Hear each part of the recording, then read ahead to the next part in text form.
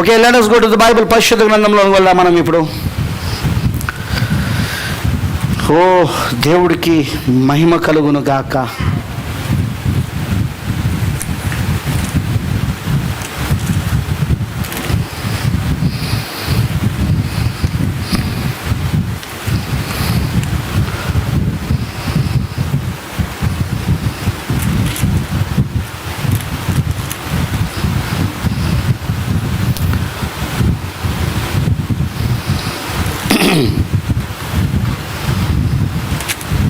దేవుడికి మహిమ. రైట్, ప్రకటన 10 7వ ముద్ర, ప్రభువుకు రాకడ. మీకు అర్థమైంది కదా? ప్రకటన 10 7వ ముద్ర, ప్రభువుకు రాకడ. అవునా? ఇప్పుడు నేను కొన్ని విషయాలు మాట్లాడగోరుతున్నాను. I think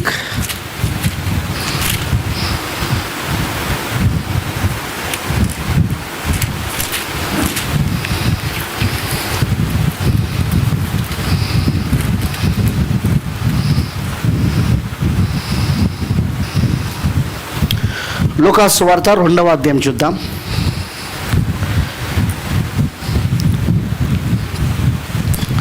ఇది ఇంపార్టెంట్ మెసేజ్, ఇది కూడా చాలా ఇంపార్టెంట్. అందరూ కూడా జాగ్రత్తగా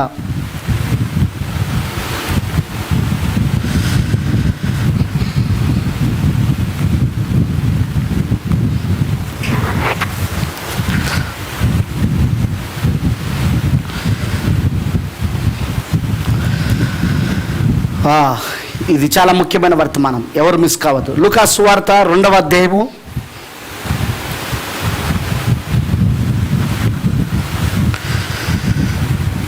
1వ వచనం చూద్దాం. ఆ దినములలో సర్వలోకమునకు ప్రజాసంఖ్య రాయవలనని కైసరు ఐగుస్తు వలన ఆజ్ఞాయను. ఇది కురేనియు సిరియా దేశమునకు అధిపతి ఉన్నప్పుడు జరిగిన మొదటి ప్రజాసంఖ్య. యాక్చువల్గా ఇంగ్లీష్లో ఏముంటుందంటే, చదువుతున్నా నేను 2nd chapter 1st verse ఇంగ్లీష్లో.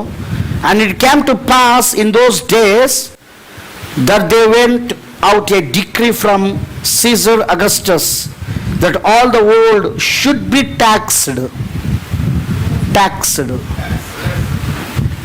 అంటే అర్థం ఏంటిది? ట్యాక్స్ అంటే తెలుసుగా మీ అందరికీ? పన్ను కట్టడం. అందరూ పన్ను కట్టడం. All the world should be taxed. మనకు తెలుగులో ఏమని రాయబడిందంటే, ఆ దినములలో సర్వలోకమునకు ప్రజాసంఖ్య రావాలని. కాదు, సెన్సస్ కాదు. ప్రజాసంఖ్యను ఏమంటారంటే సెన్సస్ కాదు, ఇక్కడ ట్యాక్స్, పన్ను చెల్లించడం. ప్రపంచంలో ఉన్న వాళ్ళందరూ పన్ను చెల్లించడం. ఇప్పుడు కూడా అదేనా జరుగుతుంది? ఎందుకు ప్రభుత్వం అందరినీ పన్ను కింద తీసుకొస్తున్నారు? Pan card. ఇప్పుడు పాన్ కార్డు లేకుండా నీకు చాలా వాటిలో అవకాశాలు లేవు. ఉదాహరణ, నీకు డ్రైవింగ్ లైసెన్స్ కావాలంటే పాన్ కార్డు ఉండాలి ఇప్పుడు. అవునా?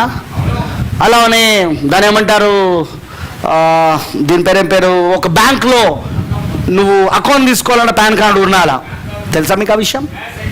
పాన్ కార్డు ఏంటిది? Income tax card. అది ట్యాక్స్ కార్డ్. అది తెలుసా మీకు ఆ విషయం? అది ఇన్కమ్ ట్యాక్స్ డిపార్ట్మెంట్ సంబంధించింది. అది ఇన్కమ్ ట్యాక్స్ డిపార్ట్మెంట్ సంబంధించింది.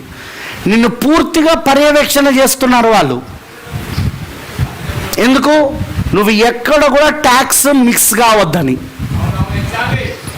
ఎక్కడ కూడా ట్యాక్స్ కట్టడంలో, పన్ను చెల్లించడంలో తప్పిపోవద్దని అందరినీ ఆ పన్ను చెల్లించే కిందికి తీసుకురావడానికే పాన్ కార్డు తీసుకొచ్చారు. ఇప్పుడు మళ్ళీ అదే తినాలా ఇవి?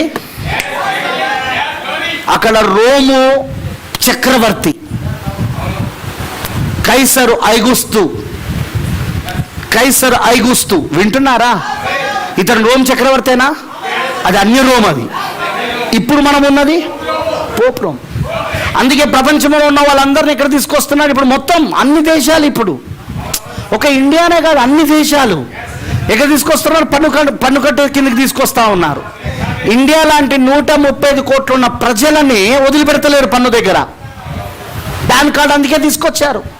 మీకు తెలుసా, పాన్ కార్డు తీసుకోవడం వలన ఏమైతే తెలుసా? ఆటోమేటిక్గా నీ యొక్క డీటెయిల్స్ మొత్తము ఇన్కమ్ ట్యాక్స్ డిపార్ట్మెంట్లో ఫైల్ అయిపోయి ఉన్నది. ఇప్పుడు నువ్వు ఏం కొన్నా అక్కడ పడతా వాళ్ళకి తెలిసిపోతూ ఉంటుంది. నువ్వు ఏం కొన్నా ప్రతిదీ అక్కడ వాళ్ళకి తెలిసిపోతూ ఉంటుంది. మరియు వాళ్ళ యొక్క లెక్క ప్రకారం కొంచెం నీ దగ్గర డబ్బు ఎక్కువ ఉన్నట్టు కనబడితే వెంటనే నీకు పన్ను వేయడం మొదలు పెడతారు వాళ్ళు. ప్రభుత్వ లెక్కల ప్రకారంగా కొంచెం డబ్బు ఎక్కువనా కూడా. చూడండి, ఇవన్నీ ఏంటిది? పన్ను కట్టే స్థితికి అనమాట. ప్రజాసంఖ్య అని తెలుగులో రాబడింది. సంఖ్య అంటే ప్రజాసంఖ్య అంటే సెన్సస్. అది సెన్సస్ కాదు. ఇక్కడ తెలుగు తర్జుమా తప్పు. సెన్సస్ కాదు. ఇక్కడ ఇది ఏంటిదంటే టాక్సేషన్. టాక్సేషన్ అంటే పన్ను కట్టడం. ఇప్పుడు వీళ్ళు ఎందుకు వీళ్ళ స్వగ్రామంలోకి వెళ్ళాలంటే, ఎవరు వాళ్ళే ఒక స్వగ్రామంలోనికి పుట్టిన ఊరిలోనికి వెళ్ళాలి అంటే ట్యాక్సులు కట్టడానికి. వీళ్ళ పేర్లు రాయించుకొని ట్యాక్సులు కట్టాలి. వీళ్ళు పాన్ కార్డులు తీసుకోవాలి. అప్పుడు మనం ఇప్పుడు పాన్ కార్డు అంటున్నాం, ఇప్పుడు దానికి పాన్ కార్డు అని పేరు పెట్టాము, వింటున్నారా? అప్పుడు వాళ్ళకి అది పాన్ కార్డు అనమాట. అందుకే నేను ఇంగ్లీష్లో చదివిన. ఇది మళ్ళీ ట్యాక్సేషన్ సమయం, ఇది మళ్ళీ పన్ను కట్టే సమయం. అవునా? అందుకే అందరినీ పన్నులోకి తీసుకొస్తున్నారు. అవునా? ప్రతి వాళ్ళు ఇప్పుడు పన్ను కట్టాలని తీసుకొస్తున్నారు. అవునా కాదా? వదలట్లేదు ప్రభుత్వం. ప్రపంచమంతా మళ్ళీ పన్ను కట్టే సమయం ఇది. ఓకే, ఆ దినములలో సర్వలోకమునకు ప్రజాసంఖ్య కాదు, సర్వలోకమునకు పన్ను కట్టుటకు రాయవలనని కైసర్ ఐగుస్తు వలన ఆజ్ఞను. ఇది కురేనియా సిరియా దేశమునకు అధిపతి ఉన్నప్పుడు జరిగిన మొదటి ప్రజాసంఖ్య. యాక్చువల్గా తెలుగులో ఇంగ్లీష్లో ఉంటుంది. And this taxing was first made when Cyrenius was governor of Syria. Syria దేశమునకు అధిపతి అయిన కురేనియా అనే ఈ వ్యక్తి సిరియా దేశానికి అధిపతిగా ఉన్నప్పుడు జరిగిన మొట్టమొదటి టాక్సేషన్ అంటే పన్ను కట్టడం, ప్రజాసంఖ్య కాదు. ఓకేనా? ఎందుకు నేను చెప్తున్నానంటే ఈ మొదటి రాకడను రెండవ రాకడతో మనం చూడబోతున్నాం. మరి ఎంతమంది తెలుసు మొదటి రాకడ అర్థమైతేనే రెండవ రాకడ అర్థమవుతుందని? మొదటి రాకడ అర్థం కాకుండా రెండవ రాకడ అర్థం కాదు. Okay, let us see. 3వ వచనం. అందరూ ఆ సంఖ్యలో రాయబడుటకు తమ తమ పట్టణములకు వెళ్ళిరి. ఇంగ్లీష్లో all went to be taxed everyone into his own city. పన్ను కట్టడానికి వెళ్ళింది ఇప్పుడు. ఆమేన్, హల్లెలూయా. చూడండి, ఆ పన్ను కట్టే దగ్గరకు వచ్చినప్పుడు యేసుని కూడా కట్టమన్నారు. కట్టమన్నాడా లేదా? యేసు కట్టాడా లేదా? కైసరికి చెల్లించమన్నాడు, దేవునికి చెల్లించమన్నాడు అన్నాడా లేదా? కైసరికి ఏమన్నాడు? దేవునికి. సో అందుకే యేసు కూడా ఏం చేశాడు? కైసరికి ఇచ్చేశాడు, దేవునికి ఇచ్చేశాడు.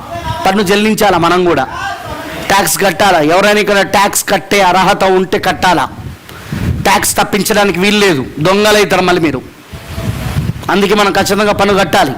ఎన్టీఎంఎస్ఎస్ సేవకులు మీరు సంపాదించే సంపాదన అంటే మీకు వచ్చే దశమ భాగాలు ట్యాక్స్ కట్టే పరిధిలో ఉంటే ఖచ్చితంగా కట్టాల్సిందే. ఎందుకంటే కైసరికి ఇవ్వాల్సిందే, దేవుడికి ఇవ్వాల్సిందే. అది మీరు వ్యక్తిగతంగా వాడుకుంటే ఆ దశమ భాగాలను, దేవుని సేవకు వాడితే అక్కర్లేదు. దేవుని సేవకు వాడుకునే సొమ్ముకు మనం ఎవ్వరికీ ట్యాక్స్ కట్టాల్సిన అవసరం లేదు. ప్రవక్త బ్రెన్నామ్ గారి పైన పడిన కేసు అదే ట్యాక్స్ కేసు, పన్ను కేసు. వేసిందా లేదా? అమెరికాలో పడ్డదా లేదా? ఆయనకు వచ్చిన ఆ డబ్బంతా ఏదైతే చెక్ రూపంలో వచ్చినాయో అవి కొన్ని లక్షల డాలర్లు. అయితే నువ్వు ఈ లక్షల డాలర్లు తీసుకున్నావు కాబట్టి ఇన్ని లక్షల డాలర్లు నువ్వు ఫైన్తో కట్టాలని చెప్పేసి వాళ్ళు కేసేశారు. అయితే ప్రవక్త ఏమన్నాడంటే అవి నేను వాడుకుంటే నిజంగానే నేను కట్టడానికి అర్హుణ్ణి, కట్టాల నేను. కానీ నేను వాడుకోలేదు వాటిని. వాటిని నేను మొత్తము దేవుని సేవకు వాడిన, ఫారెన్ మిషన్లకు వెళ్ళడానికి వాడిన, బయట దేశాలకు వెళ్ళడానికి కావలసిన టికెట్లు ఏవైతే అవసరం ఉంటాయో వాటన్నిటికీ నేను వాడిన, విదేశీ పర్యటనలకు వాడిన, నేను వాటిని సేవలో వాడిన వాటిని అని ఆయన వాదన. నువ్వు ఏది వాడినో మాకు అవసరం లేదు, అది నీ పేరు పైన వచ్చిన చెక్కులు కాబట్టి అవి నీ డబ్బు అని వాళ్ళు. ఈయనను నిజంగా నేను వాడుకొని నేను ఆస్తులు సమకూర్చుకుంటే నువ్వు అన్నట్టుగా నేను కడతా, కానీ నేను ఆస్తులు సమకూర్చుకోలేదు. ఆ డబ్బంతా నేను ఏం చేశానో కూడా అదిగో రికార్డులు కూడా ఉన్నాయని ఇన్ని పుస్తకాలు తీసుకొచ్చి వాళ్ళ ముందు కూడా పెట్టారు కోట్ల. ఏ రోజు ఏ చెక్ని దేనికోసం వాడాడో వాటి వివరాలన్నీ ఉన్నాయి ఆయన దగ్గర. నీకు అర్థమైందా నేను చెప్పింది? ఇప్పుడు ఉదాహరణ, ఆయనకు ఒక $1000 ఇచ్చారనుకో. ఈ $1000 ఆయన ఏం చేశాడు? ఆయన యొక్క బ్యాంక్ అకౌంట్లో పడ్డ $1000, ఆ $1000తో ఆయన ఇండియాకు రావడానికి కావలసిన ఛార్జీలు చూసుకున్నాడు, ఇండియాలో సువార్త ప్రకటించడానికి. అది చూపించాడు ఆయన. అదిగో నేను ఆ $1000లను ఇదిగో విమాన టికెట్ల కోసం వాడిన, అదిగో హోటల్ ఖర్చు కోసం వాడిన, అదిగో నా కారు ఇంధనం కోసం వాడిన. ఆయన మొత్తం రికార్డు చూపించాడు ఆయన. అయినా వాళ్ళ వాదన ఏంటిదంటే, నువ్వు దేనికోసం ఖర్చు పెట్టినావో మాకు అవసరం లేదు, అది నీ పేరు పైన వచ్చిన చెక్కులు కాబట్టి. అది మీ సంఘం పేరు పైన వస్తే ట్యాక్స్ ఫ్రీ, ట్యాక్స్ అవసరం లేదు. సంఘం పేరు పైన వస్తే, చర్చ్ పేరు పైన వస్తే, ఎందుకంటే అమెరికా దేశంలో చర్చ్కి ట్యాక్సులు వెయ్యరు. వింటున్నారా? చర్చ్ యొక్క ఫండ్స్కి ట్యాక్సులు వెయ్యరు. వింటున్నారా? అయితే ఇది నీ పేరు పైన అందరూ విలియం బ్రెన్నామ్ అని ఇచ్చారు కాబట్టి ఇప్పుడు నీ అకౌంట్ చూస్తే ఇన్ని లక్షల డాలర్లు నీకు వచ్చి నేను చూపిస్తాను కాబట్టి వీటికి అన్నిటికీ నువ్వు ఫైన్తో ఇన్ని లక్షల డాలర్లు కట్టాలని పెట్టారు. ప్రవక్త ఎంత వాదించినా, ఎంత ప్రూఫ్స్ చూపించినా పాపం ఆయనను బాధ పెట్టారు. అయితే ప్రవక్త అంటాడు, ప్రతి నిజమైన దైవ సేవకుడికి అలాగుననే బైబిల్లో ఈ పన్నును కూర్చిన కేసు వచ్చింది. ఏసిపోయినా కూడా పన్ను కేసు పెట్టిలా లేదా? వచ్చి అడిగారు కదా, నువ్వు పన్ను కట్టమని అడిగారా లేదా? వినబడతలేదు నాకు అంటే అంతవరకు ఆయన పన్ను కట్టలే, వచ్చి అడిగిన తర్వాత కట్టాడు. బ్రాదర్, ఇవన్నీ మర్మాలు బైబిల్లా. మరి ప్రవక్త కూడా జరిగింది అలానే. ప్రవక్త జరిగిందంటే వధువు జరగదా? ఏం బాధపడకండి, మీ అందరి డబ్బులు వాళ్ళ చేతిలో ఉన్నాయి. ఇప్పుడు దాచిపెట్టుకుంటారు. మీ పొలాలు, మీ ఇళ్ళ స్థలాలు, మీ యొక్క బ్యాంక్ బ్యాలెన్సులు, మీరేమున్నాయి అవన్నీ ఇప్పుడు వాని కింద ఉన్నాయి. ఏదో ఒక రోజు వాడు త్వరలోనే వధువు పైన కూడా టాక్సేషన్ తీసుకొస్తాడు. ఎందుకో తెలుసా? అంత ప్రపంచమంతా ఒకవైపు ఉంటే మనం మాత్రమే ఇంకోవైపు ఉంటాం. ఎందుకంటే మనం ఆ సంస్థలో చేరం. అప్పుడు ఆ 666 యొక్క ముద్ర కలిగిన సంస్థలో మనం చేరం. ఆ వ్యవస్థలో మనం చేరం. ఆ ఫెలోషిప్ కార్డులో మనం చేరకపోయేసరికి ఏం చేస్తారంటే మొత్తంగా స్క్రూటినీ చేస్తారు. స్క్రూటినీ అంటే అర్థమేంటో తెలుసా? మనకున్న ఏమేమి ఉన్నాయి అన్ని తీస్తారు. ఇక అప్పుడు నీ ఆధార్ కార్డు నెంబర్ కొట్టుడుతోటే అన్నీ వచ్చేస్తాయి. నీ పాన్ కార్డు దాంతో లింక్ అయి ఉన్నది. వాళ్ళు ఏం చేస్తారు తెలుసా? 20 ఏళ్ళ నుండి నువ్వు కట్టని కూడా తీసుకొచ్చి ముందు పెడతారు. ఇక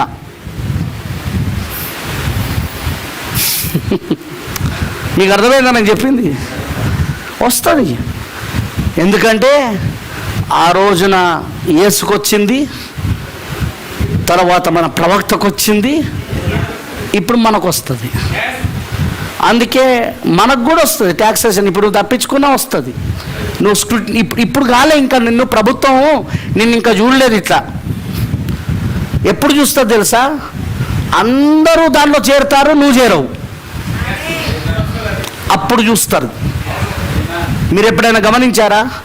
ప్రభుత్వం ఎవరిపైనైనా ఒకవేళ వాళ్ళు ఎవరైనా వ్యతిరేకంగా మాట్లాడుతున్న ప్రభుత్వానికి వ్యతిరేకంగా ఏదైనా చేస్తున్నా వెంటనే వాళ్ళపైన స్క్రూటినీ పెట్టేసి వాళ్ళ యొక్క లోటుపాట్లన్నీ తవ్వి వాళ్ళపైన కేసులు పెడుతుంది.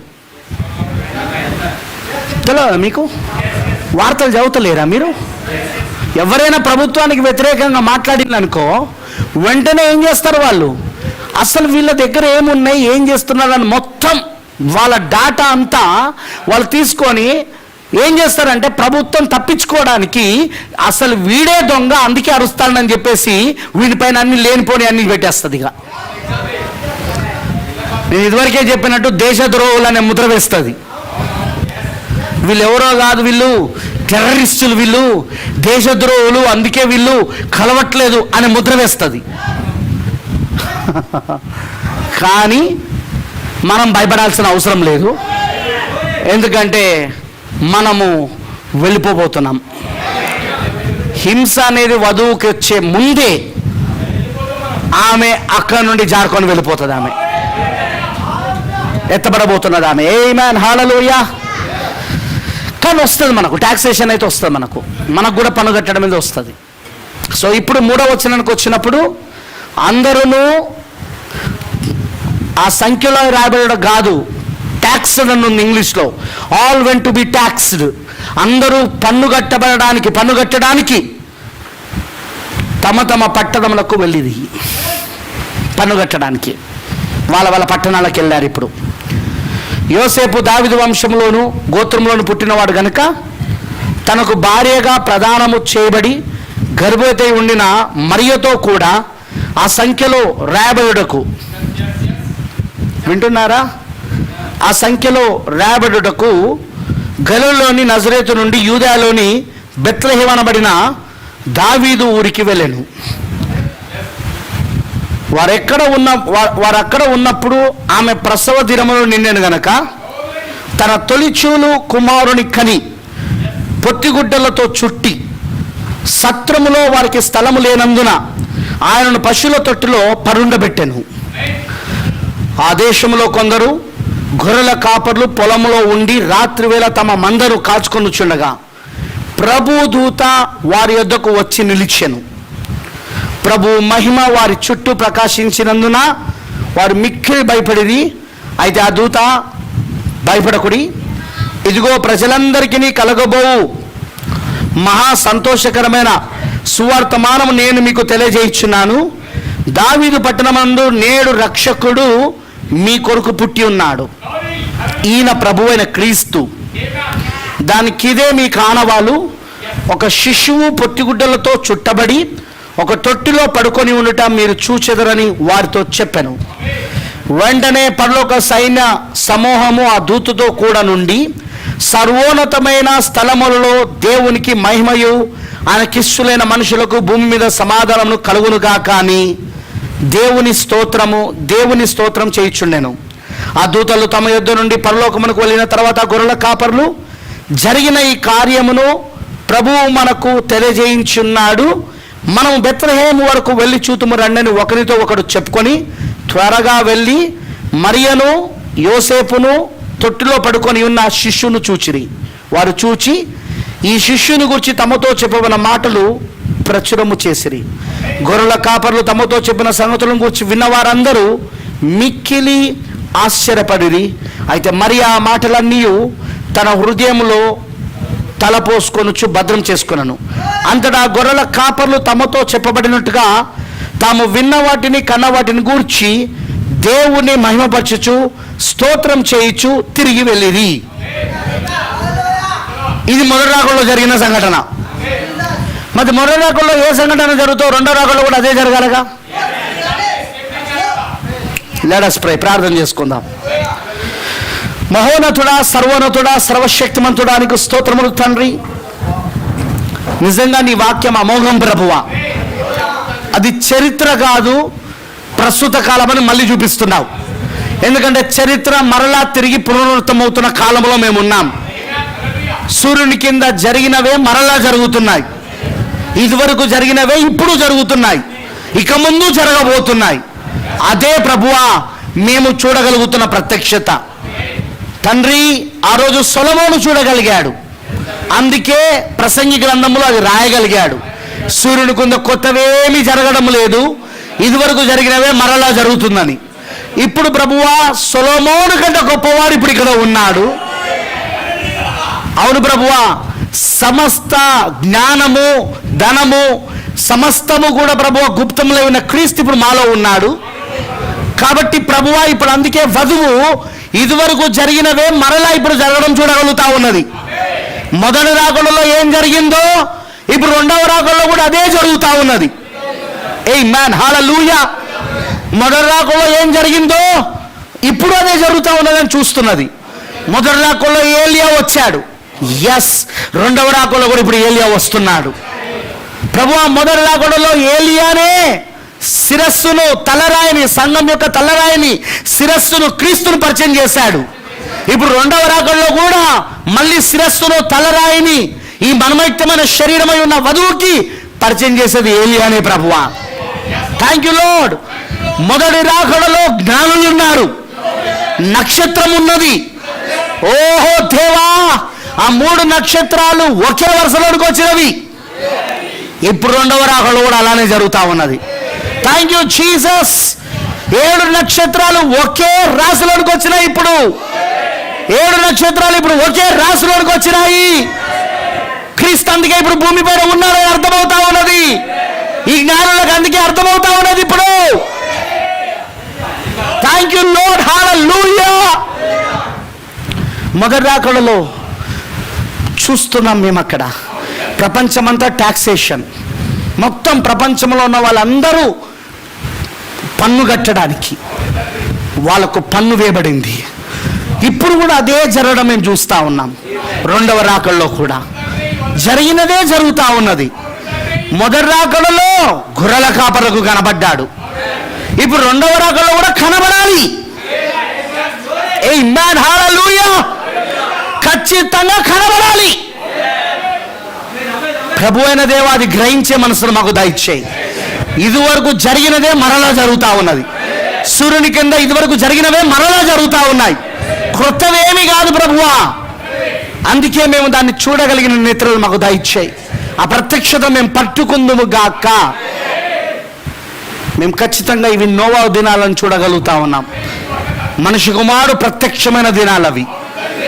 అక్కడ ఒక వ్యక్తి దేవునితో నడిచి 500 సంవత్సరాలు దేవునితో నడిచి ఆ రాజు యొక్క గదిలోనికి, ఆ ఏడవ మెట్టు దగ్గర ఆ పిరమిడ్లో ఉండి రాజు యొక్క గదిలోనికి వెళ్ళిపోయి అదృశ్యమైపోయాడు అక్కడ.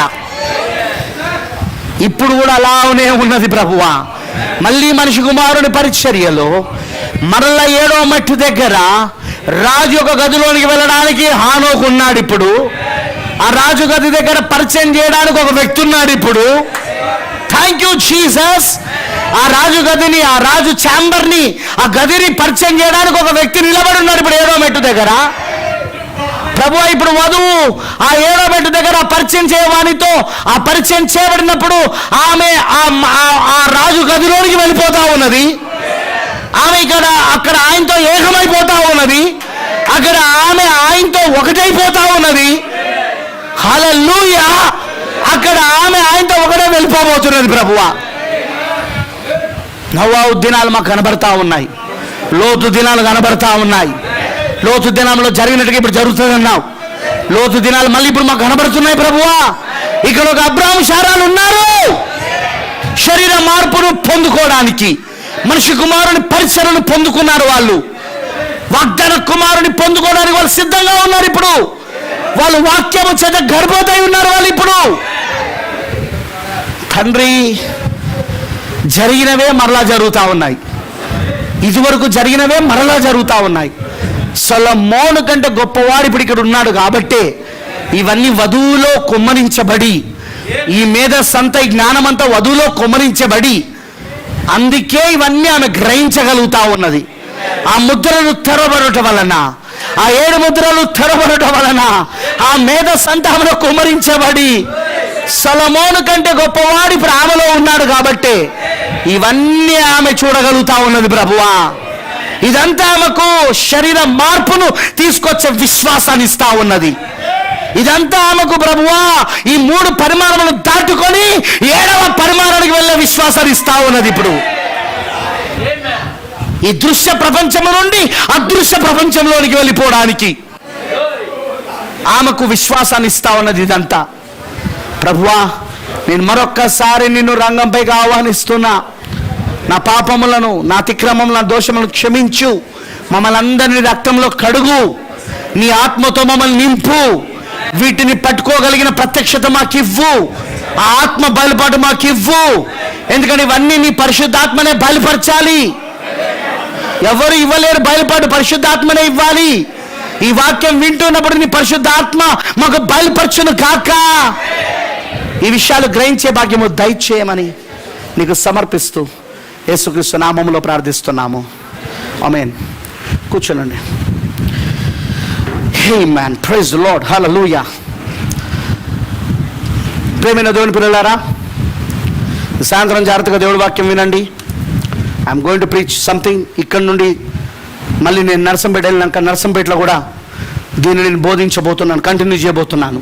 జాగ్రత్తగా వినండి. మనం లూకాసు వార్త 2వ అధ్యాయంలో చూస్తున్నాం. మనం ప్రపంచమంతా టాక్సేషన్, ప్రపంచమంతా పన్ను కట్టడం. అది అప్పుడు అన్య రోము. అవునా? వింటున్నారా? ఆ దినాలు ఏంటిది? మొదటి రాకడ దినాలు. అన్య రోము. అది ప్రపంచాన్ని ఏది పరిపాలిస్తుంది అప్పుడు? అన్య రోము. ఇప్పుడు ప్రపంచాన్ని ఏది పరిపాలిస్తున్నది? పోప్ రోము. ఎందుకు? షేర్ మార్కెట్ పైననే కదా ప్రపంచం యొక్క ఆర్థిక వ్యవస్థ అంతా ఆధారపడింది. ఎంతమంది తెలుసు? షేర్ మార్కెట్ పైననే ప్రపంచ ఆర్థిక వ్యవస్థ ఆధారపడింది. అవునా కాదా? ఇప్పుడు ఆ షేర్ మార్కెట్ మొత్తం ఎవరి చేతిలో ఉన్నదన్నాడు ప్రవక్త? ఖచ్చితం రోమన్ క్యాథలిక్ చేతిలో ఉన్నదన్నాడు. అన్నాడా లేదా? ఆ వాల్ స్ట్రీట్, అమెరికాలోని ఆ వాల్ స్ట్రీట్ షేర్ మార్కెట్ ఏదైతే ఉందో, ప్రపంచ ఆర్థిక వ్యవస్థ షేర్ మార్కెట్, అది ఇప్పటికే రోమన్ క్యాథలిక్ చేతిలో ఉంది. ఎందుకంటే దాంట్లో ఉన్న బిజినెస్ మెన్లు అందరూ కూడా రోమన్ క్యాథలిక్లు అయి ఉన్నారు వాళ్ళు. సో ఆర్థిక వ్యవస్థ అంతా ఇప్పుడు వాళ్ళ చేతిలోనే ఉన్నది. ఉన్నదా లేదా? వినబడతలేదు నాకు. అయితే ఇప్పటికే ప్రపంచాన్ని ఆర్థికంగా, రాజకీయంగా, మతపరంగా పరిపాలిస్తున్నది ఎవరంటే పోప్ రోమ్ అయి ఉన్నది. అది కేవలము అభిషేకించబడిన కాటుక కలిగి ఉన్న, కాటుక అంటే ప్రత్యక్షత, ఆత్మ బయలుపాటు, కాటుక కలుగున్న, తెరవబడిన కనులు కలిగి ఉన్న పక్షిరాజు నేత్రాలు మాత్రమే చూడగలదు దాన్ని. ఇప్పుడు ప్రపంచము ఎవరి గుప్పిట్లో ఉన్నదంటే తెర వెనకాల ఉండి ఎవరు నడిపిస్తున్నారంటే పోప్ రోమ్. ప్రపంచం యొక్క ఆర్థిక వ్యవస్థ వాళ్ళ చేతుల్లోనే ఉంది. ఇప్పటికే ప్రపంచంలో ఉన్న ఆ యొక్క బంగారం అంతా ఇప్పుడు వాళ్ళ చేతుల్లోనే ఉంది. రైట్? బంగారం అంతా మొదటి ముద్రలో చెప్తాడు ప్రవక్త. బంగారం అంతా ఇప్పుడు ఎవరి చేతిలో ఉందంటే పోప్ చేతిలో ఉంది, పోప్ రోమ్ చేతిలో. ఆమేన్. నెక్స్ట్ ఆర్థిక వ్యవస్థ, షేర్ మార్కెట్, ఆ వాల్ స్ట్రీట్ ఇప్పుడు మొత్తం వాళ్ళ చేతిలోనే ఉంది. నెక్స్ట్ పొలిటికల్, రాజకీయ పరంగా చూస్తే మొత్తం వాళ్ళ చేతిలోనే ఉంది. అమెరికాకు 1960లోనే ప్రవక్త చెప్పిన ప్రవచనం ప్రకారముగా ఆ వైట్ హౌస్లో ఎవరు కూర్చొని పరిపాలిస్తున్నాడు అన్నాడంటే ప్రవక్త, ఆ వైట్ హౌస్లో ఆల్రెడీ యెజబెల్ కూర్చొని ఆహాబును నడిపిస్తా ఉన్నది. యెజబెల్ ఎవరు? Roman Catholic. ఆహాబు ఎవరు? అమెరికా దేశం ప్రభుత్వం. ఇప్పుడు ఆ ప్రభుత్వాన్ని ఎవరు నడుపుతున్నారు? యెజబెల్. ఏంటిది అది? ఆ యెజబెల్ ఏంటిది అది? అదే మనం చూస్తున్న రోమ్ ఇప్పుడు ఆల్రెడీ ఉండి దాన్ని నడిపిస్తూ ఉన్నది. ఇది ఎప్పుడు మొదలైంది? 1960లోనే మొదలైంది. జాన్ ఎఫ్ కెనడీ ఎప్పుడైతే అక్కడ అధ్యక్షుడయ్యాడో అమెరికా దేశానికి, అప్పటి నుండి ఇక అది రోమ్ చేతిలో ఉన్నదని ప్రవక్త చెప్పాడు ఆయన. That's true. అది నిజం. అది పరిపాలిస్తున్నది, కనబడుతున్నది ఆహాబే, అమెరికానే. కానీ వెనకాల ఉండి నడిపిస్తున్నది ఏదంటే పోప్ రోమ్. అక్కడ యెజబెల్. అక్కడ ఆహాబుని యెజబెల్ ఎలా నడిపించిందో అలాగూ. అర్థమైన అందరామని చెప్పాలా? సో ఇప్పుడు పొలిటికల్, ప్రపంచంలో ఉన్న మొత్తం రాజకీయాలన్నీ కూడా ఎవరి చేతిలో అంటే పోప్ చేతిలో ఉన్నది. ఇప్పుడు పోప్ రోమ్ చేతిలో. ఆర్థిక వ్యవస్థ పోప్ రోమ్ చేతిలో ఉంది. ఆమేన్. మీకు అర్థమైందని చెప్పింది. సో మతం కూడా ఇప్పుడు ఎవరి చేతిలో ఉంది? Pope Rome. మొన్న ఏమని చెప్పాడు ట్రంప్? ఒకటే అన్నాడు, ఇలాంటి విపత్కరమైన సమయంలో ప్రపంచంలో ఉన్న మతాలన్నీ ఒకటైతేనే దీన్ని ఎదుర్కోగలం. దాన్ని నేను ఆల్రెడీ మన ఎన్టైమ్ఎస్ఎస్ చర్చ్ యొక్క గ్రూప్లో పెట్టాను నేను. అన్నాడు అమెరికా అధ్యక్షుడు అంటున్నాడు ఆ మాట. ప్రపంచంలో ఉన్న మతాలను ఒకటి కావాలని. చూసారా, ఒకే ప్రభుత్వం, ప్రపంచం అంతటికి ఒకే ప్రభుత్వం రావడానికి కావలసిన ప్రతి ఒక్క అడుగు ఇప్పటికే వేయబడి ఉన్నది. అంతేకాకుండా ఇప్పుడు ప్రపంచం యొక్క ఆర్థిక వ్యవస్థ ఏమైపోయింది, మొత్తం చిన్న భిన్నమైపోయింది కోవిడ్-19 చేపట్టి. మొత్తం ఆర్థిక వ్యవస్థ ఎప్పుడు లేనిది ఇండియాలో -GDPకి వచ్చేసింది. మైనస్లోకి వెళ్ళిపోయింది ఈ 2020లోనే. ఇంకా 2021 ఎలా ఉంటుందో ఆలోచించండి. ఎందుకంటే ఇప్పట్లో వ్యాక్సిన్ రాదు. 2021లో కూడా వ్యాక్సిన్ రావడం కష్టమే. 2022లో కూడా వస్తుందో లేదో చెప్పలేం. ఎందుకంటే ఆ క్లినికల్ ట్రయల్స్ మొత్తం సక్సెస్ అయితేనే,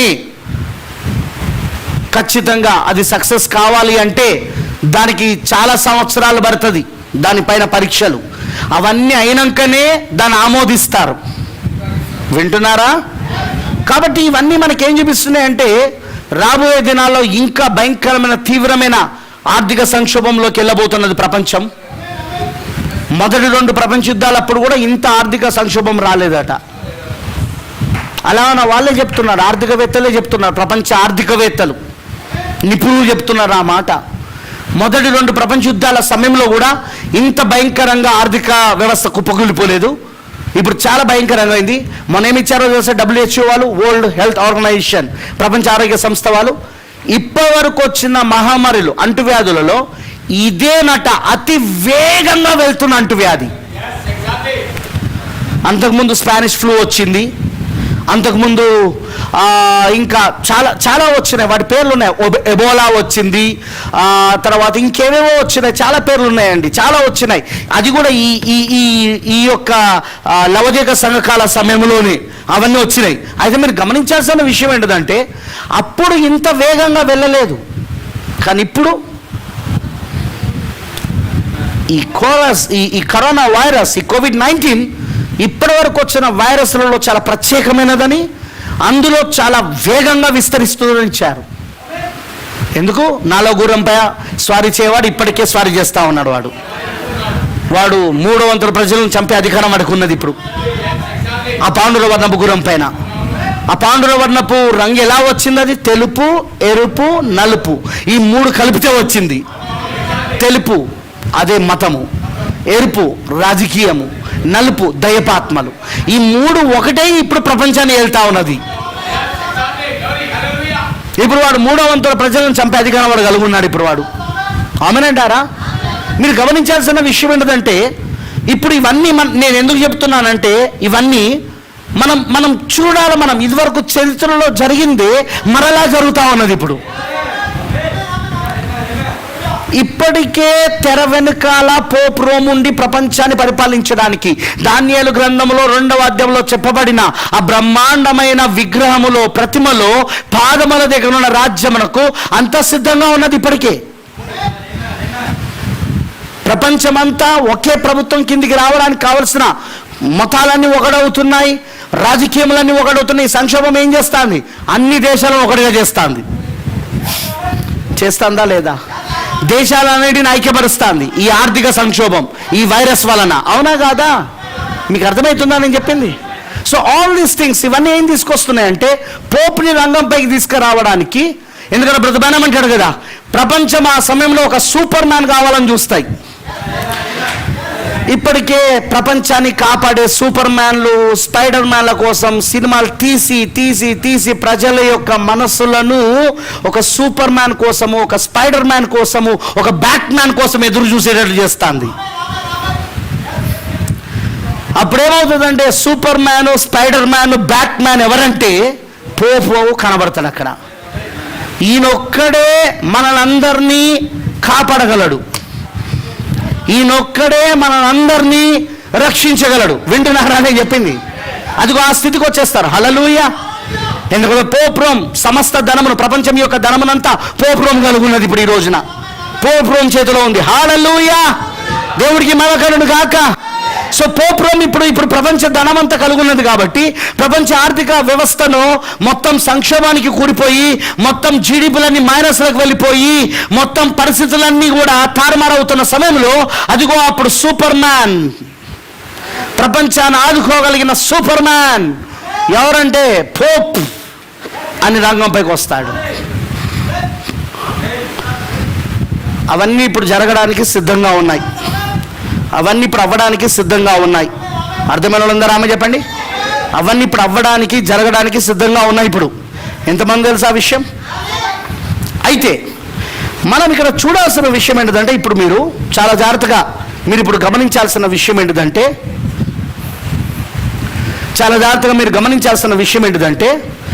లేఖనం ప్రకారముగా, వాక్య ప్రకారముగా ఇప్పుడు మనము మొదటి రాకడను కూడా చూద్దాం. మొదటి రాకడ, ప్రభువైన యేసుక్రీస్తు మొదటి రాకడ నీకు అర్థమైతేనే రెండవ రాకడ అర్థమవుతుంది. మరి జ్ఞాని అయిన సొలొమోను అన్నిటినీ పరిశోధించానని రాశాడు. సూర్యుని క్రింద ఉన్న వాటినన్నిటిని నేను పరిశోధించానని రాశాడు. ఇప్పుడు అన్నిటినీ తన జ్ఞానం ద్వారా పరిశోధించి తను చివరికి చెప్పిన మాట ఏంటిదంటే, సూర్యుని క్రింద క్రొత్తవేమీ జరగడం లేదు, కానీ ఇదివరకు జరిగినదే మరలా జరుగుతూ ఉన్నది. History is repeating it self. చరిత్ర తనకు తాను పునరుత్తమవుతున్నది అని చెప్పాడు ఆయన. అది నిజంగా సొలొమోను తాను పరిశోధన ద్వారా, తన జ్ఞానం వలన పరిశోధన ద్వారా తెలుసుకున్నాడు ఆయన. మరి ఎంతమంది తెలిసి ఇప్పుడు సొలొమోను కన్నా గొప్పవాడు ఇక్కడ ఉన్నాడని? 1963లో సొలొమోను కన్నా గొప్పవాడు వచ్చాడా? శిరస్సు వచ్చిందా? క్రీస్తు వచ్చాడా? భర్త వచ్చాడా? ఎందుకంటే భార్యకు భర్త క్రీస్తు, సంఘానికి భర్త క్రీస్తు. మరి భార్యకు శిరస్సు ఎవరంటే భర్త.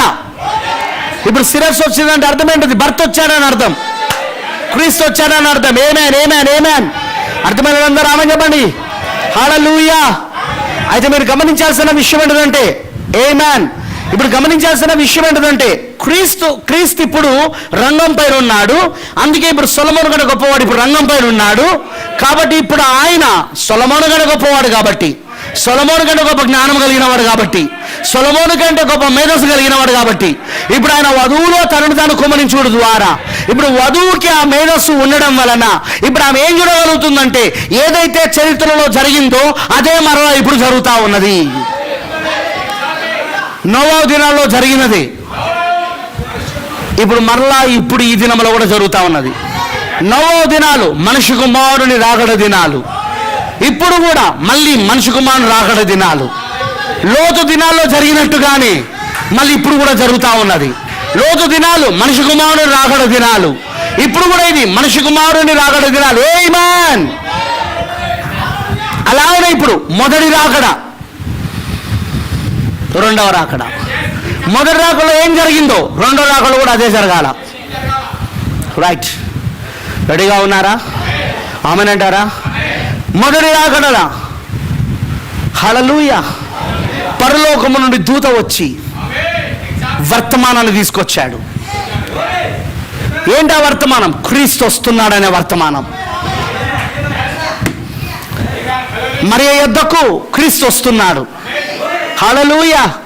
మరియ క్రీస్తును గర్భం ధరించబోతున్నది. మరియ వాక్యాన్ని గర్భం ధరించబోతున్నది. అందుకే బైబిల్ అంటుంది, యోహాను సువార్త 1:3 వచనం, ఆది యందు వాక్యం ఉండేను, వాక్యము దేవుని యొద్ద ఉండేను, వాక్యమే దేవుడే ఉండేను. 14వ వచనం ఏమన్నది? ఆ వాక్యమే అంటే ఆ దేవుడే శరీరధారి అయి కృపాసత్య సంపూర్ణుడిగా మన మధ్యలో నివసించాను. సో ఇప్పుడు పరలోకం నుండి వచ్చిన దూత యొక్క వర్తమానం ఏంటిదంటే, మరియకు ఇప్పుడు వాక్యము మరలా శరీరధార అవుతున్నది, వాక్యము మరలా రక్త మాంసములు అవుతున్నది. అది దూత వర్తమానమేనా? ఓయ్, అదేనా దూత వర్తమానము? సంఘము మరియ దగ్గరకు వచ్చిన వర్తమానం. సంఘము ఎవరు? స్త్రీ ఎప్పుడు సంఘాన్ని సాదృశ్యం. మరి ఎవరు? సంఘమేనా? సంఘం యొద్దకు దూత తీసుకొచ్చిన వర్తమానం ఏంటిది? ఇప్పుడు వాక్యం శరీరధార అవుతున్నది, వాక్యం రక్త మాంసములు అవుతున్నది, క్రీస్తు ప్రత్యక్షం అవుతున్నాడు, శిరస్సు మళ్ళీ వస్తా ఉన్నాడు. ఇప్పుడు అది మొదటి రాకడ. What about second coming? రెండవ రాకడ ఏంటి? ఇప్పుడు ప్రకటన 10లో బలిష్ఠుడైన దూత దిగి వస్తా ఉన్నాడు. ఇప్పుడు ఏంటైనా తీసుకొస్తున్న వర్తమానం. ఇప్పుడు మరలా వాక్యము శరీరధార అవుతా ఉన్నది, మరలా వాక్యము రక్త మాంసములు అవుతా ఉన్నది. ఏమాన్ ఏమాన్ ఏమాన్ ఏమాన్ హల్లెలూయా. దేవుడికి మహిమ కలుగును గాక. అర్థమైన వాళ్ళందరూ ఆమేన్ చెప్పండి, అర్థమైన వాళ్ళందరూ ఆమేన్ చెప్పండి. ఏమాన్ హల్లెలూయా. వాక్యము మరలా ఇప్పుడు ఏమవుతున్నది? రక్త మాంసములు అవుతా ఉన్నది. వాక్యం మరలా ఇప్పుడు శరీరధార అవుతా ఉన్నది. ఏమాన్. ఇదిగో ప్రకటన 10లో ఆయన దిగొస్తున్నాడు, బలిష్ఠుడైన దూతగా ఆయన దిగొస్తున్నాడు. ఏం వర్తమానం పట్టుకొని వస్తున్నాడు? ఇప్పుడు మళ్ళీ వాక్యం శరీరధార అవుతుంది, మళ్ళీ వాక్యం రక్తమాంసములు అవుతుంది. ప్రైజ్ ది లార్డ్, హల్లెలూయా. మొదటి రాకల్లో ఏం వర్తమానం తీసుకొచ్చారు సంఘానికి? మరియ దగ్గరికి సేమ్ వాక్యం మళ్ళీ శరీరధార అవుతా ఉన్నది, వాక్యం మళ్ళీ రక్తమాంసములు అవుతా ఉన్నది. మరలా ఇదిగో మనిషి కుమారుడు రాకడ జరుగుతూ ఉన్నది. ఇప్పుడు రెండవ రాకడలో ప్రకటన 10లో ఏం జరుగుతూ ఉన్నది? సేమ్ థింగ్, మళ్ళీ అదే కార్యం జరుగుతూ ఉన్నది. వాక్యం శరీరధార అవుతా ఉన్నది. బలిష్ఠుడైన దూతగా దిగొస్తే ఏం తీసుకొస్తున్నాడు? వర్తమానంలో వాక్యం మళ్ళీ శరీరధార అవుతా ఉన్నది, వాక్యం మళ్ళీ రక్తమాంసములు అవుతా ఉన్నది. ఆమేన్ హల్లెలూయా. మళ్ళీ శిరస్సు దిగొస్తా ఉన్నది. ఆ మొదటి రాకడ సమయంలో, ఆ సమయంలో ఏలియా రంగం పై ఉన్నాడా? ఎవరైనా? బాప్తిస్మం ఇచ్చి యోహాను. ఆయనను పరిచయం చేయడానికి, వాక్యమే శరీరధారిగా వచ్చిన వాటిని పరిచయం చేయడానికి, వాక్యమే రక్తమాంసములుగా వచ్చిన వాటిని పరిచయం చేయడానికి, ఆ దూత తీసుకొచ్చిన వర్తమానాన్ని పరిచయం చేయడానికి ఎవరున్నారు అక్కడ రంగం పైన? మలాకీ 4 ప్రకారంగా ఏలియా ఉన్నాడు. ఇప్పుడు కూడా ప్రకటన 10లో వాక్యమే శరీరధార దిగొస్తా ఉన్నాడు, వాక్యమే రక్తమాంసములే దిగొస్తా ఉన్నది. అదే ఆ దూత యొక్క వర్తమానమై ఉన్నది, అదే ఆ బలిష్ఠుడు యొక్క దూత యొక్క వర్తమానమై ఉన్నది. ఆమేన్. ఆ సమయంలో దాన్ని పరిచయం చేయడానికి ఎవరు ఉండాలి అక్కడ? మళ్ళీ మలాకీ 4 ప్రకారంగా ఏలియా ఉండాలి. జరిగినదే మరలా జరుగుతా ఉన్నది. ఇదివరకు జరిగినదే, సూర్యుని కింద జరిగినదే మరలా ఇప్పుడు జరుగుతా ఉన్నది. అదే ప్రత్యక్షత, అదే బయలుపాటు, అదే జ్ఞానం. సొలొమోను కలుగున్న జ్ఞానం, సొలొమోను కలుగున్న జ్ఞానం. ఆమేన్ హల్లెలూయా. జాగ్రత్తగా వినండి నేను చెప్పేది. అందరు జాగ్రత్తగా వింటున్నారా? అర్థమైన వాళ్ళందరూ ఆమేన్ చెప్పండి. ఓకే, ఇప్పుడు జాగ్రత్త వినండి. ఆ దూత ఒక వర్తమానం మొదటి రాకల్లో వాక్యం శరీరధారే వస్తున్నాడు, మనిషి కుమారుడు వస్తున్నాడు, క్రీస్తు వస్తున్నాడు, శిరస్సు వస్తున్నాడు. రైట్? ప్రవక్తలు ప్రవచించిన క్రీస్తు వస్తున్నాడు. ప్రవక్తలు ప్రవచించి తెలియజేసిన కృప వస్తున్నది. ప్రవక్తలు ప్రవచించిన కృప వస్తా ఉన్నది. హల్లెలూయా. అందుకే ఆ తలరాయి వస్తున్నప్పుడు కృప కృప అని కేకలు వేసుకుంటూ వస్తా ఉన్నాడు. సేమ్ ఇప్పుడు కూడా రెండో రాకల్లో కూడా ఆ తలరాయి వస్తున్నప్పుడు కృప కృప అని కేకలు వేసుకుంటూ వస్తా ఉన్నాడు. కృపా వర్తమానం వస్తా ఉన్నది. ఇప్పుడు ఏమొస్తా ఉన్నది? కృపా వర్తమానం వస్తా ఉన్నది. ఇప్పుడు కృపతికి వస్తా ఉన్నది. ఇప్పుడు హల్లెలూయా. తలరాయి వస్తున్నప్పుడు ఆమేన్ అంటారా? అర్థమైన ఉందారా? ఆమేన్ చెప్పండి. నెక్స్ట్ జాగ్రత్త వినండి. ఇప్పుడు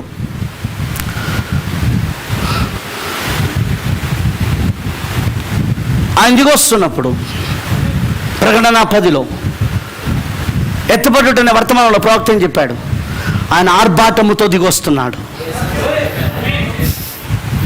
ఆయన చేతిలో విప్పబడిన పుస్తకం ఉంది. ఉందా? వినబడతలేదు నాకు. విప్పబడిన పుస్తకం ఉందా? ఏంటది? 7 ముద్రల గ్రంథం. అది ఏంటది? ఆర్భాటపు వర్తమానం. ఏం వర్తమానం అది? ఆర్భాటపు వర్తమానం. ఆర్భాటపు వర్తమానముతో దిగొస్తా ఉన్నాడు ఇప్పుడు ఆయన. హల్లెలూయా. ఆర్భాటము, ప్రధాన దూత శబ్దము, దేవుని బూర. తెస్సలోనికి రాసిన పత్రిక 4వ అధ్యాయం ప్రకారముగా పౌలు గారు ఏమని రాస్తున్నాడంటే, ఆర్భాటముతోనూ ప్రధాన దూత శబ్దముతోనూ దేవుని బూరతోనూ ప్రభు పరలోకముండి దిగి వస్తున్నాడు ఆయన. ప్రకటన 10లో ఏం జరుగుతున్నది? ఆర్భాటముతో ఆయన దిగొస్తా ఉన్నాడు ఆయన. ఆర్భాట వర్తమానం ఏంటిది? 7 ముద్రల వర్తమానం. తెరవబడిన పుస్తకం వర్తమానం. అది ఏం చేస్తుంది? అది సజీవంగా నిలుచున్న వధువుని సమకూరుస్తుంది. అది క్రీస్తుతో ఐక్యపరుస్తుంది. అది క్రీస్తుతో ఒకటైనట్లు చేస్తుంది. అది ఆ 7 ముద్రల వర్తమానం ఏం చేస్తుంది? హల్లెలూయా! క్రీస్తుతో వివాహము చేస్తుంది. వివాహం అంటే ఏంటిది? విడిగా ఉన్న ఇద్దరిని ఏకం చేయడం. విడిగా ఉన్న పురుషుణ్ణి స్త్రీని ఒకటి చేయడమే వివాహమై ఉన్నది. అంతేనా? ఇప్పుడు ఏం చేస్తా ఉన్నది? ఆర్భాటపు వర్తమానం విడిగా ఉన్న క్రీస్తుని, ఆయన వధువుని ఇప్పుడు ఒకటిగా చేస్తా ఉన్నది. అందుకే ప్రవక్త ఏమన్నాడు? ఇదిగో ఇది క్రీస్తు యొక్కయు వధువు యొక్కయు అదృశ్య కలయిక. ఈ వర్తమానం ఏంటంట? క్రీస్తు యొక్కయు వధువు యొక్కయు అదృశ్య కలయిక. వివాహం జరుగుతూ ఉన్నది. ఇప్పుడు 7 ముద్రల వర్తమానం వివాహమును చేస్తున్నది. క్రీస్తుకి వధువుకి మధ్యలో వధువుని క్రీస్తులో సమకూరుస్తా ఉన్నది. వధువుని క్రీస్తులో ఒకడవునట్లు చేస్తా ఉన్నది.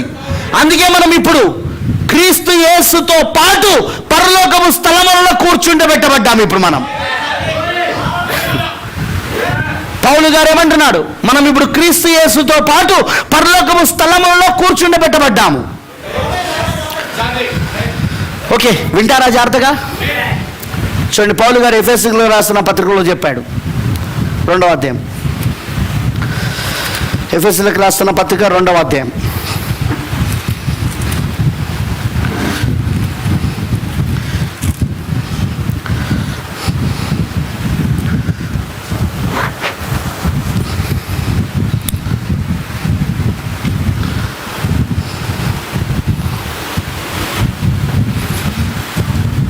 ఒకటో వచనం చదువుదాం, చాలా జాగ్రత్తగా వినండి. ఇది దిస్ ఈజ్ ఫస్ట్ కమింగ్. ఇది మొదటి రాకడ. ఓకే, పౌలు గారు మొదటి రాకడకు వర్తమానికుడు. పౌలు గారు మొదటి రాకడకు వర్తమానికుడు. అవునంటారా? వస్తుంది అది? ఓకే, పౌలు గారు మొదటి రాకడకు వర్తమానికుడు అయితే విలియం బ్రెన్హామ్ గారు 2వ రాకడకు వర్తమానికుడు. ఇప్పుడు పౌలు గారు ఏం రాస్తున్నాడు చూద్దాం. ఎఫెసీయులకు రాసిన పత్రిక 2వ అధ్యాయం 1వ వచనం. మీ అపరాధముల చేతను పాపముల చేతను మీరు చచ్చిన వారై ఉండగా ఆయన మిమ్మల్ని క్రీస్తుతో కూడా బ్రతికించెను.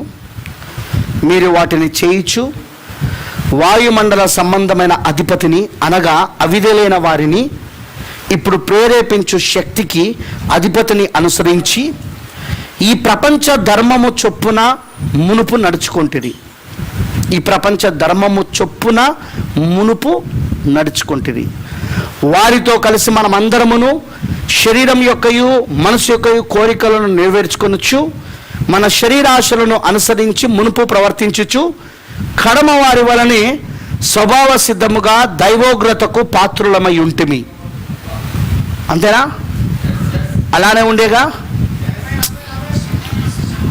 మీరు అపరాధముల చేత పాపముల చేత చచ్చిపడి ఉన్నారు. రైట్? చచ్చిపడి ఉన్నారు, అవునా? కానీ క్రీస్తుతో కూడా మిమ్మల్ని బ్రతికించాడు. అదేగా మొదటి రాకడ సువార్త. మొదటి రాకడ సువార్త ఏంటిదండి? నువ్వు నీ పాపముల చేత నీ అతిక్రమముల చేత నువ్వు చనిపోయి ఉండగా క్రీస్తు నిన్ను మరలా బ్రతికించాడు. దాని గురించి వివరిస్తున్నాడు. ఏమని? మీరు వాటిని చేయించు. ఏది? ఆ పాపములను, అపరాధాలను. వాయుమండల సంబంధమైన అధిపతిని అనగా అవిధేయులైన వారిని ఇప్పుడు ప్రేరేపించు శక్తికి అధిపతిని అనుసరించి, వాడే లూసిఫర్, వాడే సాతానుడు. ఓకేనా? ఈ ప్రపంచ ధర్మము చొప్పున, వాక్య ధర్మం కాదు, ప్రపంచ ధర్మం. ఈ ప్రపంచ ధర్మము చొప్పున మునుపు నడుచుకొంటిరి.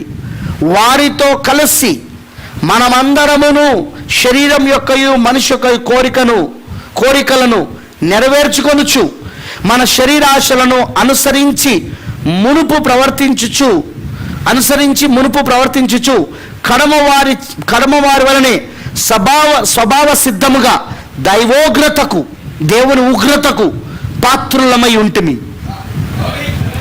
అయినను దేవుడు కరుణా సంపన్నుడై ఉండి కృపలో ఐశ్వర్యంతుడై ఉండి మనము మన అపరాధముల చేత చచ్చిన వారమై ఉండినప్పుడు సైతము మన ఎడల చూపిన తన మహాప్రేమ చేత మనలను క్రీస్తుతో కూడా బ్రతికించెను.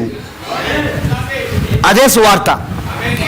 నువ్వు నీ పాపములో, నీ అతిక్రమములో చచ్చిపడిన నిన్ను క్రీస్తుతో పాటు బ్రతికించడం.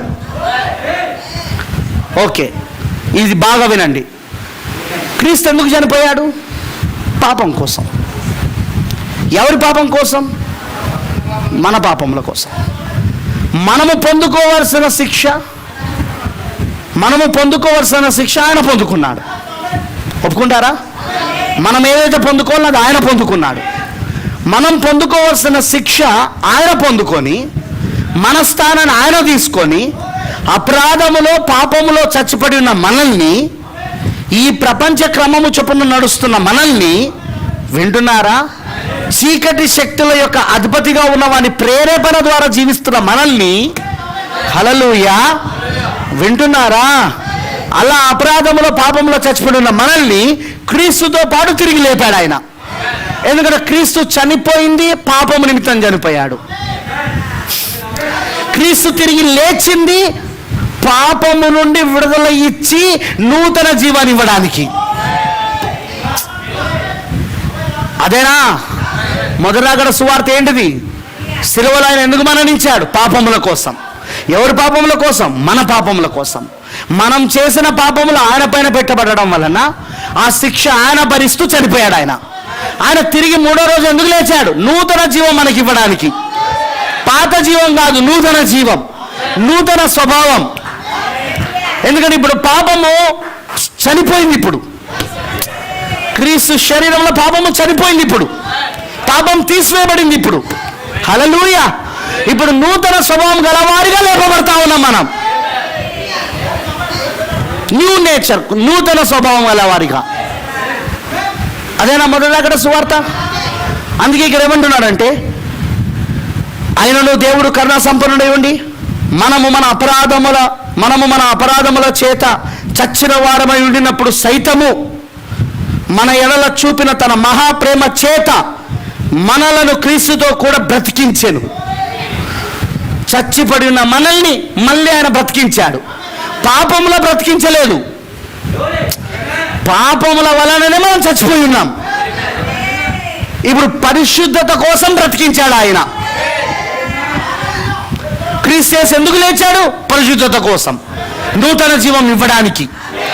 హల్లెలూయా. నూతన జీవం ఇవ్వడానికి, నూతన హృదయాన్ని ఇవ్వడానికి, నూతన ఆత్మని ఇవ్వడానికి, నూతన హృదయాన్ని, నూతన ఆత్మను, నూతన జీవాన్ని ఇవ్వడానికే క్రీస్తు లేచాడు ఆయన.